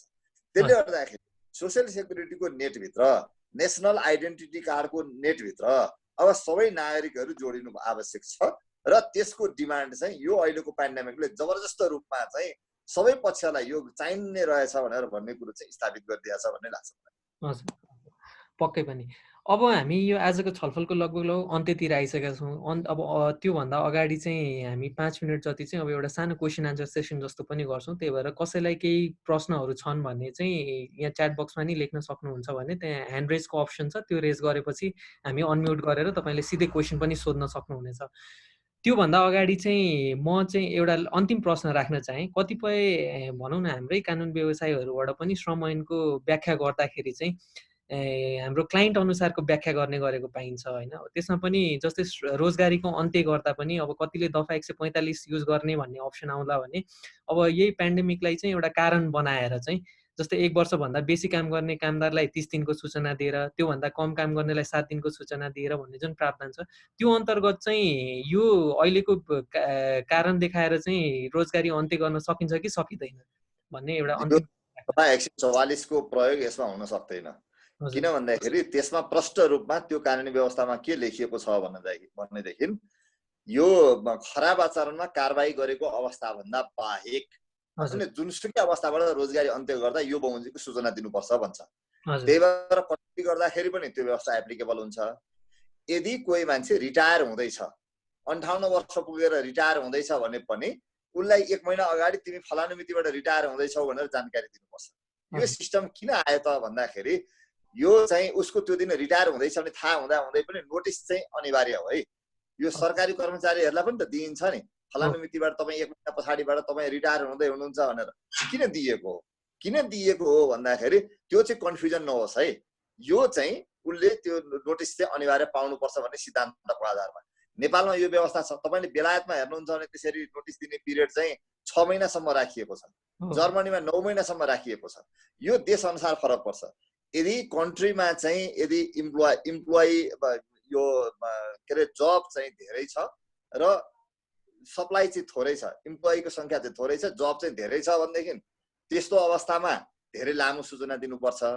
जहाँ चाहिँ जब सिकरको संख्या बढी हुन्छ, जागिर खोज्नेको संख्या धेरै हुन्छ अनि जागिरको संख्या थोरै छ होइन, अपर्च्युनिटी संख्या थोरै छ भने छोटो अवधि दिया हुन्छ। त्यसले गर्दाखेरि हाम्रो चाहिँ म्याक्सिमम 1 मन्थ राख्यौँ होइन, किनभने हाम्रो जब सिकरको संख्या ठुलो छ।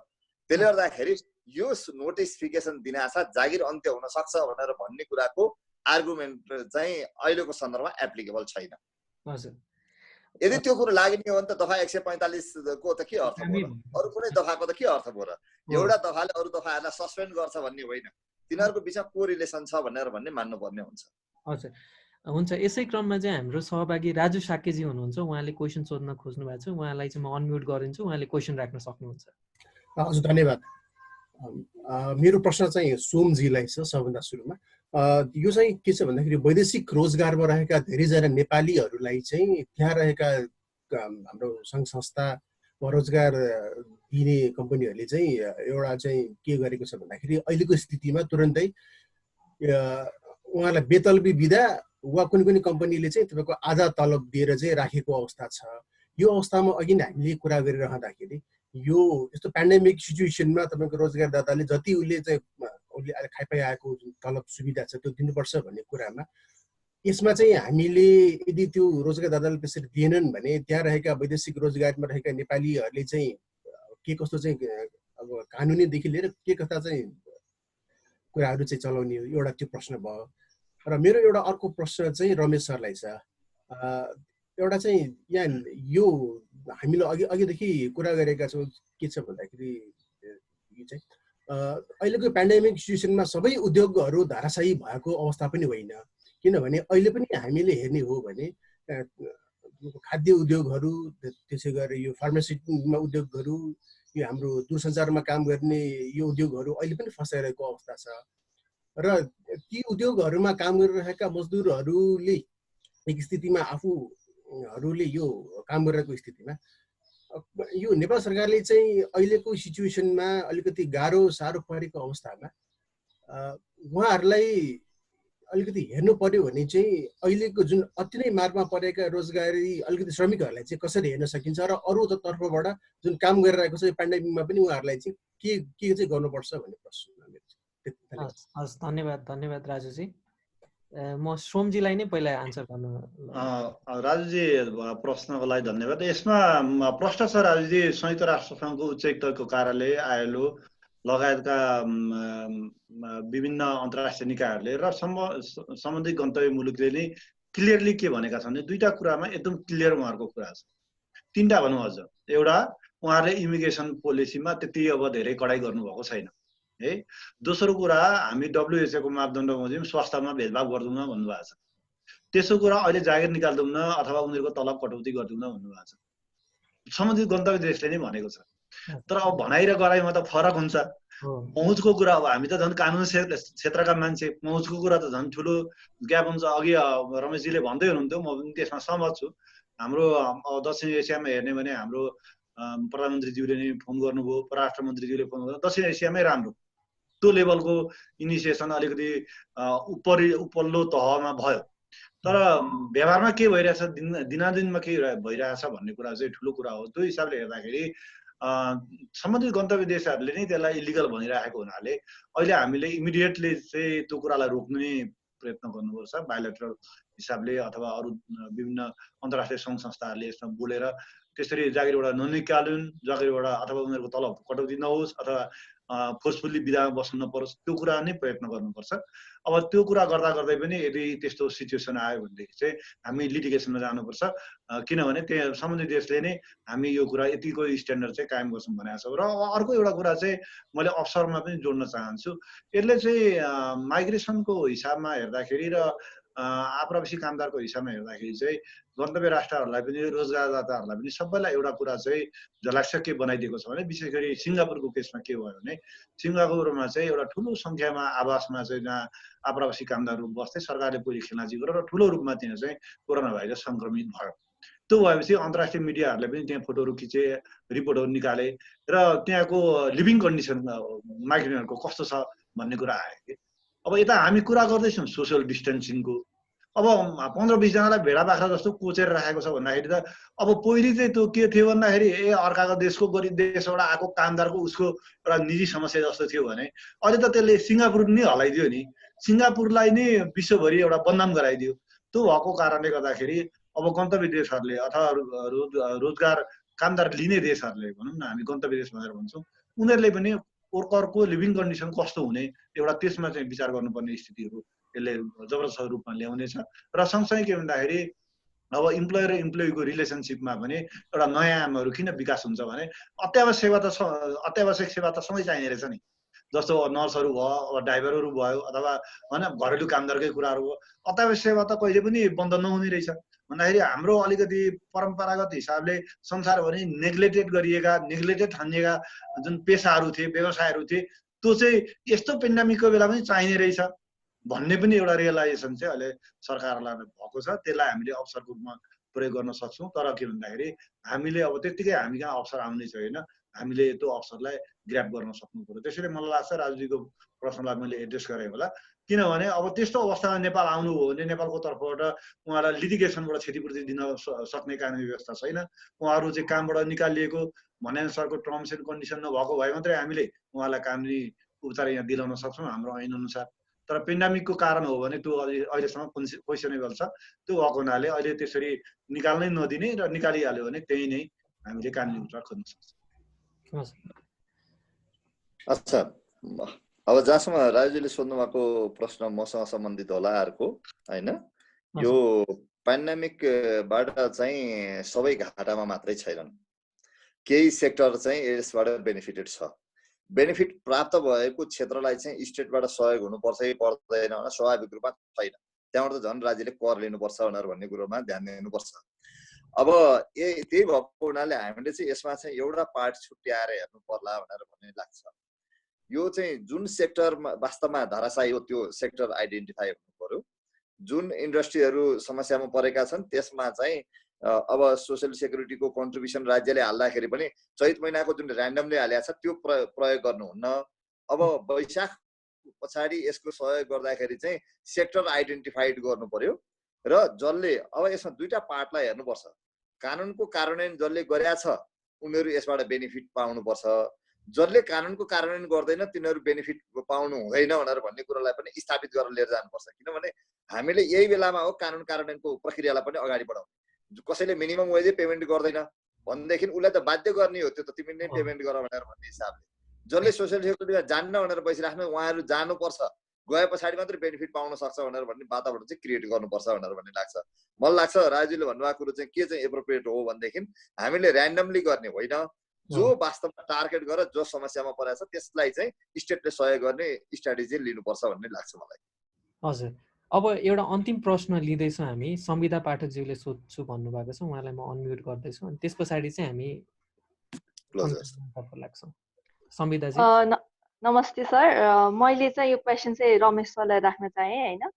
अहिले यो स्थानीय तहमा गएर अब स्थानीय तहबाट नै यति रोजगार प्रोग्रामहरू सृजनाहरू भइरहेछ, रोजगार संयोजकहरू हुनुहुन्छ होइन। कसरी हामीले चाहिँ फर्किएको माइग्रेन्ट्सहरू होइन, रिटर्निङ माइग्रेन्ट्सहरूलाई चाहिँ कसरी त्यहाँ मोबिलाइज गर्न सक्छौँ होला, के स्ट्राटेजी लाउनुपर्छ? अघि सोम सरले पनि भन्नुभयो पहिला चाहिँ हाम्रो सेन्ट्रल तहबाट नै अलिकति जोड हाल्नुपर्छ, अलिकति पछाडि गएर चाहिँ त्यहाँ लोकल लेभलमा चाहिँ त्यसलाई डिसिमिनेट गर्ने हो भन्नुभयो होइन। तर अहिलेको फर्किसकेकोहरूलाई या फर्किसकेपछि त उनीहरू त डाइरेक्ट कन्ट्याक्ट भनेको त आफ्नो लोकल लेभलसँग हुन्छ। सो त्यस्तो सिचुएसनमा चाहिँ यो प्रधानमन्त्री रोजगार योजनालाई चाहिँ कसरी प्रभावकारी गर्न मिल्छ होला, अनि हाम्रो रोजगार संयोजकहरूसँग चाहिँ कसरी काम गराउन सकिन्छ होला भनेर मेरो क्वेसन चाहिँ रमेश सरलाई। जहाँसम्म यो प्रधानमन्त्री रोजगार कार्यक्रमको कार्यविधिको आधारमा हेर्ने हो भनेदेखि लोकल्ली जो व्यक्ति आफू अनइम्प्लोइड हो भनेर भन्ने उहाँहरूलाई लाग्छ उहाँहरूले प्रधानमन्त्री रोजगार कार्यक्रममा जोडिन सक्नुहुन्छ। त्यो जोडिनको लागि कुनै अप्ठ्यारो अवस्था छैन। उहाँहरूले अनलाइन पनि जान सक्नुहुन्छ, स्थानीय तहको वडा कार्यालयबाट त्यसमा जोडिन सक्नुहुन्छ। त्यो जोडिसके पछाडि मैले त्यही भए हुनाले अघि न यो पेन्डेमिक सुरु भइसकेपछि संसारका थुप्रै देशमा बेरोजगारी कार्यक्रमहरू चाहिँ मोडिफिकेसन भएका छन्। मोडिफिकेसन कसरी गर्यो भन्दाखेरि कतिपयमा चाहिँ शर्तहरू राखिएको हुन्छ, तिमीले यो शर्त पुरा गरेको हुनुपर्छ भनेर भनिएको छ भनेदेखि थुप्रै देशहरूले त्यो पेन्डेमिकको कारणले शर्तहरू वेभ गरे र उनीहरूले के गर्यो भन्दाखेरि भविष्यमा काम गर्नको लागि म आउँछु भन्ने शर्तमा समेत पनि उनीहरूले अनइम्प्लोइमेन्ट बेनिफिट दिएका छन्। जस्तै चीनकै सन्दर्भमा हेर्ने हो भने उनीहरूको 3वटा शर्त रहेछ, त्यो शर्तहरू वेभ गरिदियो र त्यसमा चाहिँ जो मान्छे अनइम्प्लोइड भएको छन् त्यसमा जोडिन सक्ने अवस्था सिर्जना भयो।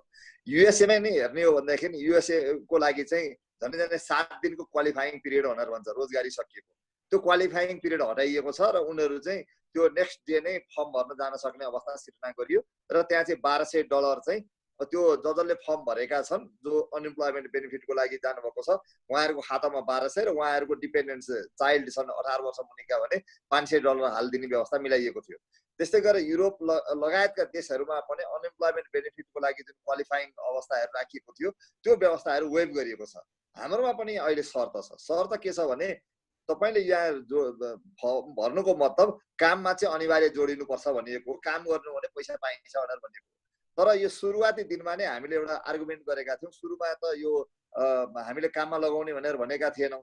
त्यही भएको हुनाले हाम्रो चाहिँ रिक्वेस्ट के थियो भनेदेखि म काम गर्छु भनेर कसैले कमिटमेन्ट गर्छ भने पनि काममा लगाउँ, पैसा दिउँ, अहिले चाहिँ रिलिफ दिउँ, ताकि उनीहरूले के गर्छन् भने भोलिपछि काममा त आउनुपर्छ नि त, काममा आउनुपर्छ भनेर भन्ने एउटा अवेरनेस हुन्छ र स्थानीय तहले केही भएन भने घाँस काट्ने काम भनेर 4 साल जति मिडियाहरूमा चाहिँ गाली गरिएको थियो त्यही काममा भने काममा लगाउनु पर्यो। त्यसले के हुन्छ भने निडी व्यक्तिहरू मात्रै त्यो कार्यक्रममा जोडिन जान्छ। जो मान्छे त्यत्तिकै गएर पैसा पाइन्छ भनेर भन्न चाहने अर्थात् पैसा पाइहालिन्छ इम्प्लोइमेन्टमा जोडियौँ न त्यो कार्यक्रममा भनेर भन्ने व्यक्तिहरूलाई चाहिँ रोक्न सकियोस्। किनभने यसले जसलाई आवश्यक पर्छ त्यसलाई जोड्नु पर्ने पर्यो, जो चाहिँ मिसयुज गर्न चाहन्छ त्यसलाई रोक्नु पनि पर्यो। त्यसले त यो दुईटाको बिचमा चाहिँ कोअर्डिनेसन गरेर जो विदेशबाट फर्केर आउनुहुन्छ, जो अहिले बेरोजगार भइसक्नु भएको छ, जो बेरोजगार हुने क्रममा हुनुहुन्छ, उहाँहरू पनि यसमा जोडिने र स्थानीय तहले चाहिँ उहाँहरूको म्याक्सिमम युटिलाइजेसन चाहे आफैले काम दिएर होस् या चाहे स्थानीय तहमा हुन गइरहेको कन्स्ट्रक्सनको काममा अर्थात् ठेक्कापट्टा अन्तर्गतको काममा उहाँहरूलाई जोडेर होस्, त्यो चाहिँ इम्प्लोइमेन्ट जेनेरेसन अर्थात् इकोनोमिक एक्टिभिटीमा जोड्नु चाहिँ आवश्यक पर्छ र त्यो तरिकाले जोड्न सकिन्छ भनेर भन्ने कुरो मैले यसमा राख्न चाहेँ। मलाई लाग्छ पाठकजीले उठाउनु भएको कुरोलाई मैले एड्रेस गर्न सकेँ भन्ने लाग्छ। Thank you so much. Thank you. हस्, धन्यवाद। यसमा कैलाशी अलिकति मैले थपौँ भने जस्तो लाग्छ एक दुईवटा कुरा चाहिँ। हुन्छ हजुर। अब यसमा उहाँले उठाउनु भएको संविधाले उठाउनु भएको क्वेसनमा चाहिँ एउटा पहिले चाहिँ स्किल सर्टिफिकेसन गर्नु पर्यो। नेपाली कामदारहरूले के कस्तो स्किलहरू लिएर आउनुहुन्छ त्यो हामीले फर्किने बेलामा नै स्किल सर्टिफिकेसनको व्यवस्था गर्नुपर्छ। त्यसको लागि एउटा सफ्टवेयर पनि वैदेशिक रोजगार विभागले डेभलप गरेको छ र त्यसमा चाहिँ हामीले उहाँ अब फर्केर आएको मान्छेसँग के स्किल छ हामीलाई थाहा हुन्छ, नम्बर 1। नम्बर 2 के गर्नु पर्यो भने त्यो मध्ये कति मान्छे चाहिँ रोजगारीमा जान सक्छ त्यसलाई हेर्नु पर्यो। नम्बर 3 के हेर्नु पर्यो भने उहाँहरूको पुँजीलाई परिचालन गरेर उहाँ विभिन्न ढङ्गले उहाँहरू आफै उद्यमी हुने अथवा यहाँ हाम्रा ठुल्ठुला कम्पनीहरू, ठुल्ठुला अब हाइड्रो पावरहरू, ठुल्ठुला मेगा प्रोजेक्टहरूमा उहाँहरूले सेयरको लगानी गर्ने, त्यसको निम्ति उहाँहरूलाई अलिकति सहुलियतपूर्ण नीतिहरू बनाइदिनुपर्छ। र चौथो चाहिँ के गर्नुपर्छ भन्दाखेरि स्थानीय लेभलले पनि उनीहरूको आफ्नै बजेट छ र कानुनी हिसाबले वैदेशिक रोजगारमा फर्केको मान्छेहरूलाई पेन्डेमिकमा मात्रै होइन जेनरल अवस्थामा पनि उहाँलाई रिइन्टिग्रेसन कार्यक्रम सञ्चालन गर्ने त उहाँको दायित्व छ। त्यो भएको हुनाले स्थानीय लेभलले पनि के गर्न सक्छ भन्ने कुरा चाहिँ हेर्नुपर्छ। अब मैले अघि भन्दै जाँदाखेरि यहाँ सङ्घीय सरकारले गर्नुपर्छ भनेको चाहिँ के भने पाइलटिङ गर्नुपर्छ भनेको गर्न चाहिँ स्थानीय सरकारले नि गर्नुपर्छ। सङ्घीय सरकारले नीति बनाइदिने, सङ्घीय सरकारले प्रोसिड्युर बनाउने र पाइलट प्रोग्राम डेभलप गरेर विशेष गरी वैदेशिक रोजगार बोर्डले गर्नु पर्यो त्यो कुरा चाहिँ। र तर एक्चुअल कार्यान्वयन चाहिँ गाउँपालिका नगरपालिका स्तरमा गर्नुपर्छ। त्यो भयो भनेदेखि रिइन्टिग्रेसनको कुरालाई एक हदसम्म हामीले एड्रेस गर्न सक्छौँ। हजुर, धन्यवाद सोम सर। अब हामी अन्तिममा आइसकेका छौँ। अब अन्तिममा चाहिँ म रमेश सरलाई र सोम सरलाई चाहिँ आफ्नो केही कुराहरू राख्नु छ भने अन्तिममा कन्क्लुडिङ रिमार्क्सहरू राख्नको लागि चाहिँ अनुरोध गर्दछु। रमेशजीबाटै सुरु गरौँ होला। धन्यवाद यो मौका दिनुभएकोमा। मैले यसमा चाहिँ जोड्नुपर्ने कुरो चाहिँ के छ भन्दाखेरि हामीहरूको अबको फोकस भनेको चाहिँ एउटा नयाँ नीति तथा काम र बजेट जुन आउँदैछ हेल्थ केयर सिस्टममा चाहिँ रिफर्म गर्नुपर्ने कुरो सबभन्दा पहिलो प्राइम रिस्पोन्सिबिलिटीभित्र पर्छ भनेर भन्ने लाग्छ। दोस्रो इम्प्लोइमेन्ट जेनेरेसन। हामीहरूले परम्परागत रूपमा नेपालको रोजगारी सिर्जनाको लागि कृषि र टुरिज्म त्यस पछाडि कन्स्ट्रक्सन म्यानुफ्याक्चरिङ लगायतका कुरा भन्दै आएका थियौँ भनेदेखि अब टुरिज्म चाहिँ अलिकति केही समयको लागि सेटब्याक हुने अवस्था भएको कारणले गर्दाखेरि सबभन्दा बढी हाम्रो फोकस र छिटोभन्दा छिटो जब क्रिएसनमा अलिकति हेल्प गर्ने भए हुनाले एग्रिकल्चरमा अबको ध्यान केन्द्रित हुनुपर्छ इम्प्लोइमेन्ट जेनेरेसनको लागि भनेर भन्ने मैले यसमा जोड्न चाहेँ। दोस्रो कुरो भनेको चाहिँ हाम्रो जुन कन्स्ट्रक्सन सेक्टर हो, कन्स्ट्रक्सनलाई चाहिँ अलिकति व्यवस्थित लिएर जाने हो भनेदेखि ठुलो सङ्ख्यामा हामीले मेन पावर खपत गर्न सक्ने अवस्था नेपालमा सिर्जना भएको छ र जहाँसम्म भारत गएका मेन पावरहरू मध्ये धेरै नफर्किन सक्ने अवस्था पनि हुनसक्छ। त्यसले गर्दाखेरि त्यो ग्याप हामीले फुलफिल गर्ने हो भने वैदेशिक रोजगारबाट आएका व्यक्तिहरू र हाम्रो नेपालबाट बाहिर गएका व्यक्तिहरूको चाहिँ सापो नापो बराबरीको अवस्था पनि आउन सक्छ। त्यसले गर्दाखेरि हामीले त्यति धेरै आत्तिहाल्नु पर्ने अवस्थामा नपुग्न सक्छौँ भनेर भन्ने कुरो मैले यसमा दोस्रो साइडबाट राख्न चाहेँ। तेस्रो, जहाँसम्म टुरिज्मकै सेक्टरलाई पनि हामीहरूले विदेशबाट आउने व्यक्तिहरू त सबैका सबै चाहिँ आएकै भोलिपल्ट घरमै गएर बस्ने क्वारेन्टाइन क्रिएट गर्न सक्ने अवस्था नहुन सक्छ। त्यसले गर्दाखेरि होटलहरूलाई क्वारेन्टाइनको रूपमा डेभलप गरेर लिएर जान पनि सकिन्छ। यसको लागि केही सहयोग गर्न सक्ने हो भने यो टुरिज्म सेक्टरलाई पनि केही हदसम्म हामी रिभाइभ गर्न सक्ने र सस्टेन हुने अवस्थामा पुर्याउन सक्छौँ। किनभनेदेखि हामीले उहाँलाई फ्रीमा सस्टेन मतलब नाफा पुर्याउने ठाउँमा होइन, सस्टेन हुन सक्ने अवस्थामा लिएर जान सक्ने अवस्था चाहिँ छ।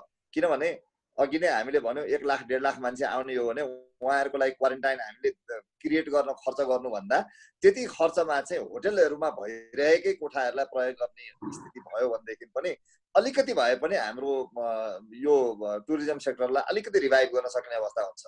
यसमा पनि चौथो पनि पार्ट छ, जस्तै मेरो नलेजमा भएअनुसार अमेरिका, युरोप, अस्ट्रेलियामा गएका मान्छेहरू पनि झन्डै 2-3 हजार नेपालीहरू फर्किन चाहनुहुन्छ। उहाँहरू आफ्नै खर्चमा आएर आफ्नै क्वारेन्टाइनमा बस्न तयार हुनुहुन्छ। उहाँहरूको आफ्नो सेल्फ खर्चमा पनि बस्न तयार हुनुहुन्छ भने त्यस्तो अवस्थामा होटलहरूको लिस्टिङ गरेर त्यसलाई चाहिँ क्वारेन्टाइनको रूपमा प्रयोग किन नगर्ने? त्यो चाहिँ कहिलेकाहीँ सङ्कटलाई समाधान गर्ने अपर्च्युनिटीको रूपमा पनि कन्भर्ट गर्न सकिन्छ। त्यसले गर्दाखेरि हामीहरूको डुब्न लागेको जहाजलाई हामी उकास्न सक्ने अवस्था पनि हुनसक्छ। र केही महिना पछाडि पेन्डेमिकको अवस्था त यस्तै हुँदैन, त्यो भइसके पछाडि 2-3 महिना 4 महिना पछाडिबाट चाहिँ हाम्रो आन्तरिक टुरिज्ममा पनि अलिकति जम्प गराउन सकिने अवस्था बन्छ कि त, त्योतर्फ पनि हामीले ध्यान दिनुपर्छ। त्यो भयो भनेदेखि हामीले इकोनोमिक एक्टिभिटी चाहिँ कन्टिन्यू राख्न सक्ने अवस्था चाहिँ सिर्जना होला भन्ने मैले चाहिँ आशा गर्छु। म आशावादी छु। हजुर सोम सर। हजुर, अब यसमा चाहिँ हामीले सर्ट टर्म र लङ टर्म स्ट्रेटेजीहरू बनाउनुपर्छ। अब सर्ट टर्म स्ट्रेटेजी चाहिँ अहिले हामीले जे देखिरहेछौँ, जे भोगिराखेका छौँ, त्यसलाई कसरी कोप गर्ने भएर हामीसँग सर्ट टर्म स्ट्रेटेजी चाहियो भने लङ टर्म पनि चाहियो। किनभने यो कति लामो समय जान्छ भन्ने चाहिँ अहिलेसम्म निश्चित छैन। त्यो भएको हुनाले रोजगारीकै हकमा पनि हामीसँग सर्ट टर्म र लङ टर्म हुनुपर्छ र एज ए होल पनि हामीसँग सर्ट टर्म र लङ टर्म स्ट्रेटेजी हुनुपर्छ। एउटा कुरा त भन्न चाहन्छु। दोस्रो कुरा चाहिँ के भन्न चाहन्छु भने हामी आफै कानुनी व्यवसायीहरूले पनि यो पेन्डेमिकको सिचुएसनमा कसरी कन्ट्रिब्युसन गर्न सक्छौँ, अथवा आफ्टर पेन्डेमिक अथवा ड्युरिङ द पेन्डेमिक, किन नयाँ आयामले हामीले काम गर्नुपर्ने अवस्थाहरू हुनसक्छ, नयाँ टेक्नोलोजीमा हामी अभ्यस्त हुनुपर्ने अवस्थाहरू हुनसक्छ। त्यसले स्वाभाविक रूपमा नयाँ कानुनहरू अथवा नयाँ प्रोसिड्युरहरू चाहिँ स्थापना हुने स्थितिहरू हुनसक्छ। त्यो भएको हुनाले हामी आफै पनि अपडेट हुने र त्यो समयको मागलाई सम्बोधन गर्न हामी आफूलाई पनि स्मार्ट बनाउँदै जान पनि हामीले सक्नुपर्छ भन्ने पनि म दोस्रो कुरा भन्न चाहन्छु। र तपाईँहरूको यो कार्यक्रमलाई त्यसैको एउटा सुरुवाती छलफलको विषय हो भन्ने मैले आफूले ठानेको पनि छु। त्यसको लागि तपाईँहरूलाई धन्यवाद पनि। हजुर धन्यवाद सोम सर। एउटा सानो प्रश्न आएछ, यसलाई चाहिँ अलिकति रमेशजीले प्रश्न पारिदिनुहुन्छ कि? सानो क्वेसन रहेछ। उहाँले के भन्नु भने पछिल्लो पटकको लकडाउनमा 42 प्रकारका उद्योगहरू सञ्चालन गर्न सकिने भनियो, तर कामदारलाई घरदेखि उद्योगसम्म जान प्रहरीद्वारा रोकिन्छ। विरोधाभास कुरो भएन र? अनि सङ्क्रमित भएमा कामदारको सुरक्षाको जिम्मेवारी कसको हुने? यसमा हामीले यो सरकारको निर्णय अलिकति राम्रोसँग हेरेनौँ कि भन्ने लाग्यो मलाई। हजुर, सरकारले के गरेछ भन्दाखेरि बस्ने खाने व्यवस्था उद्योगभित्र मिलाउने या कुनै एक ठाउँमा घरबाट अप डाउन गर्ने कुरो भनेको छैन। त्यहाँनिर 42 थरीको इन्डस्ट्रीहरू चलाउँदाखेरि उहाँहरूको क्वारेन्टाइनको व्यवस्था उद्योगको भित्र या उद्योगको नजिकै मिलाउने भनेपछि घरबाट आउने जाने कुरो त वान टाइमको कुरो हो, त्यो सोल्युसन हुन्छ, त्यसको फेसिलिटेट गर्ने भन्ने व्यवस्था छ। यहाँ अहिले क्वेसन के आइरहेको छ भने त्यो चाहिँ कुनै पनि व्यवस्था म मिलाउँदिनँ, घरबाट आऊ भनेर भन्यो भने यहाँनिर चाहिँ समस्या परिराखेको हो, त्यो चाहिँ गर्न मिल्दैन। त्यसले गर्दाखेरि हामीहरूले के गर्नु पर्यो भन्दाखेरि जो व्यक्ति घरबाट कार्यस्थलबाट घर गयो भनेदेखि त कोही एकजनासँग कोरोना सङ्क्रमण भएको रहेछ भनेदेखि त कम्युनिटीमा सर्छ। त्यसले गर्दाखेरि त्यो विथ क्वारेन्टाइनको त्यो व्यवस्था हो। त्यसले गर्दाखेरि हामीले त्यही हिसाबमा बुझ्नु उपयुक्त हुन्छ होला भनेर भन्ने लाग्छ मलाई। 42 थरीका उद्योग खोल्ने अनुमति दिएको हो, तर निशर्त होइन, यो सशर्त हो।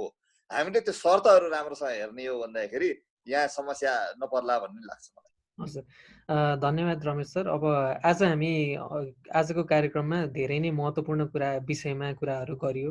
आप्रवासी कामदारदेखि लिएर आन्तरिक रोजगारीको अवस्था तथा अब अगाडि कसरी बढ्न सकिन्छ भन्ने कुरामा पनि महत्त्वपूर्ण कुराहरू आए। यसका लागि आजको कार्यक्रममा समय निकालेर यी कुराहरू प्रश्न पारिदिनु भएकोमा म रमेश सर र सोम सरलाई हार्दिक आभार व्यक्त गर्दछु। हजुर, अनि त्यसै गरी अब आगामी दिनहरूमा पनि हामीले यो लेक्सटक मार्फत चाहिँ कानुनका कुरा मार्फत अन्य कुराहरू पनि अन्य समसामयिक कानुनी विषयमा छलफल गर्दै गर्नेछौँ। त्यसमा पनि अब हाम्रो यो लेक्सपर्टिजको इनिसिएटिभ जुन चाहिँ अघि सोम सरले भन्नुभयो जस्तै नयाँ आयामका प्रविधि अथवा नयाँ आयामहरू प्रयोग गरेर चाहिँ हामीले कानुनी सेवा प्रदान गर्ने कार्यलाई चाहिँ अगाडि लिँदै जानुपर्छ र यसलाई अवसरको रूपमा बदलिनुपर्छ भन्ने सोच अनुसार नै हामीले चाहिँ प्रविधिको प्रयोग मार्फत कसरी अनलाइन नै कानुनी सेवा प्रदान गर्न सकिन्छ र कानुनी प्रश्नहरू निवारण गर्न सकिन्छ भनेर नै हामीले यो एक्सपर्टिज निर्माण गरेका हौँ र त्यसमा पनि अब हामीले हाम्रो तर्फबाट सानो योगदान स्वरूप चाहिँ कोभिड-19बाट प्रभावित जो कोहीलाई पनि जे जस्तो कानुनी प्रश्नहरू छन् ती चाहिँ हामीले निःशुल्क रूपमा समाधान गर्ने, निःशुल्क परामर्श सेवा प्रदान गर्ने भनेर हामीले कार्यक्रम पनि सञ्चालन गरेका छौँ। अब सो कार्यक्रमको फाइदा पनि लिन सक्नुहुन्छ र यसमा संलग्न हुन चाहने कानुन व्यवसायीले पनि त्यसमा रजिस्टर गरेर अथवा मलाई सिधै सम्पर्क गरेर पनि यसमा सहभागी हुन सक्नुहुनेछ भन्दै अब आजको यस कार्यक्रमलाई चाहिँ म अन्त्य गर्न चाहन्छु। सहभागी सबैलाई धन्यवाद व्यक्त गर्दै सरहरूलाई पनि धन्यवाद भन्दै आजको कार्यक्रम चाहिँ अन्त्य गर्दछु। हस्, धन्यवाद। ल बाई बाई।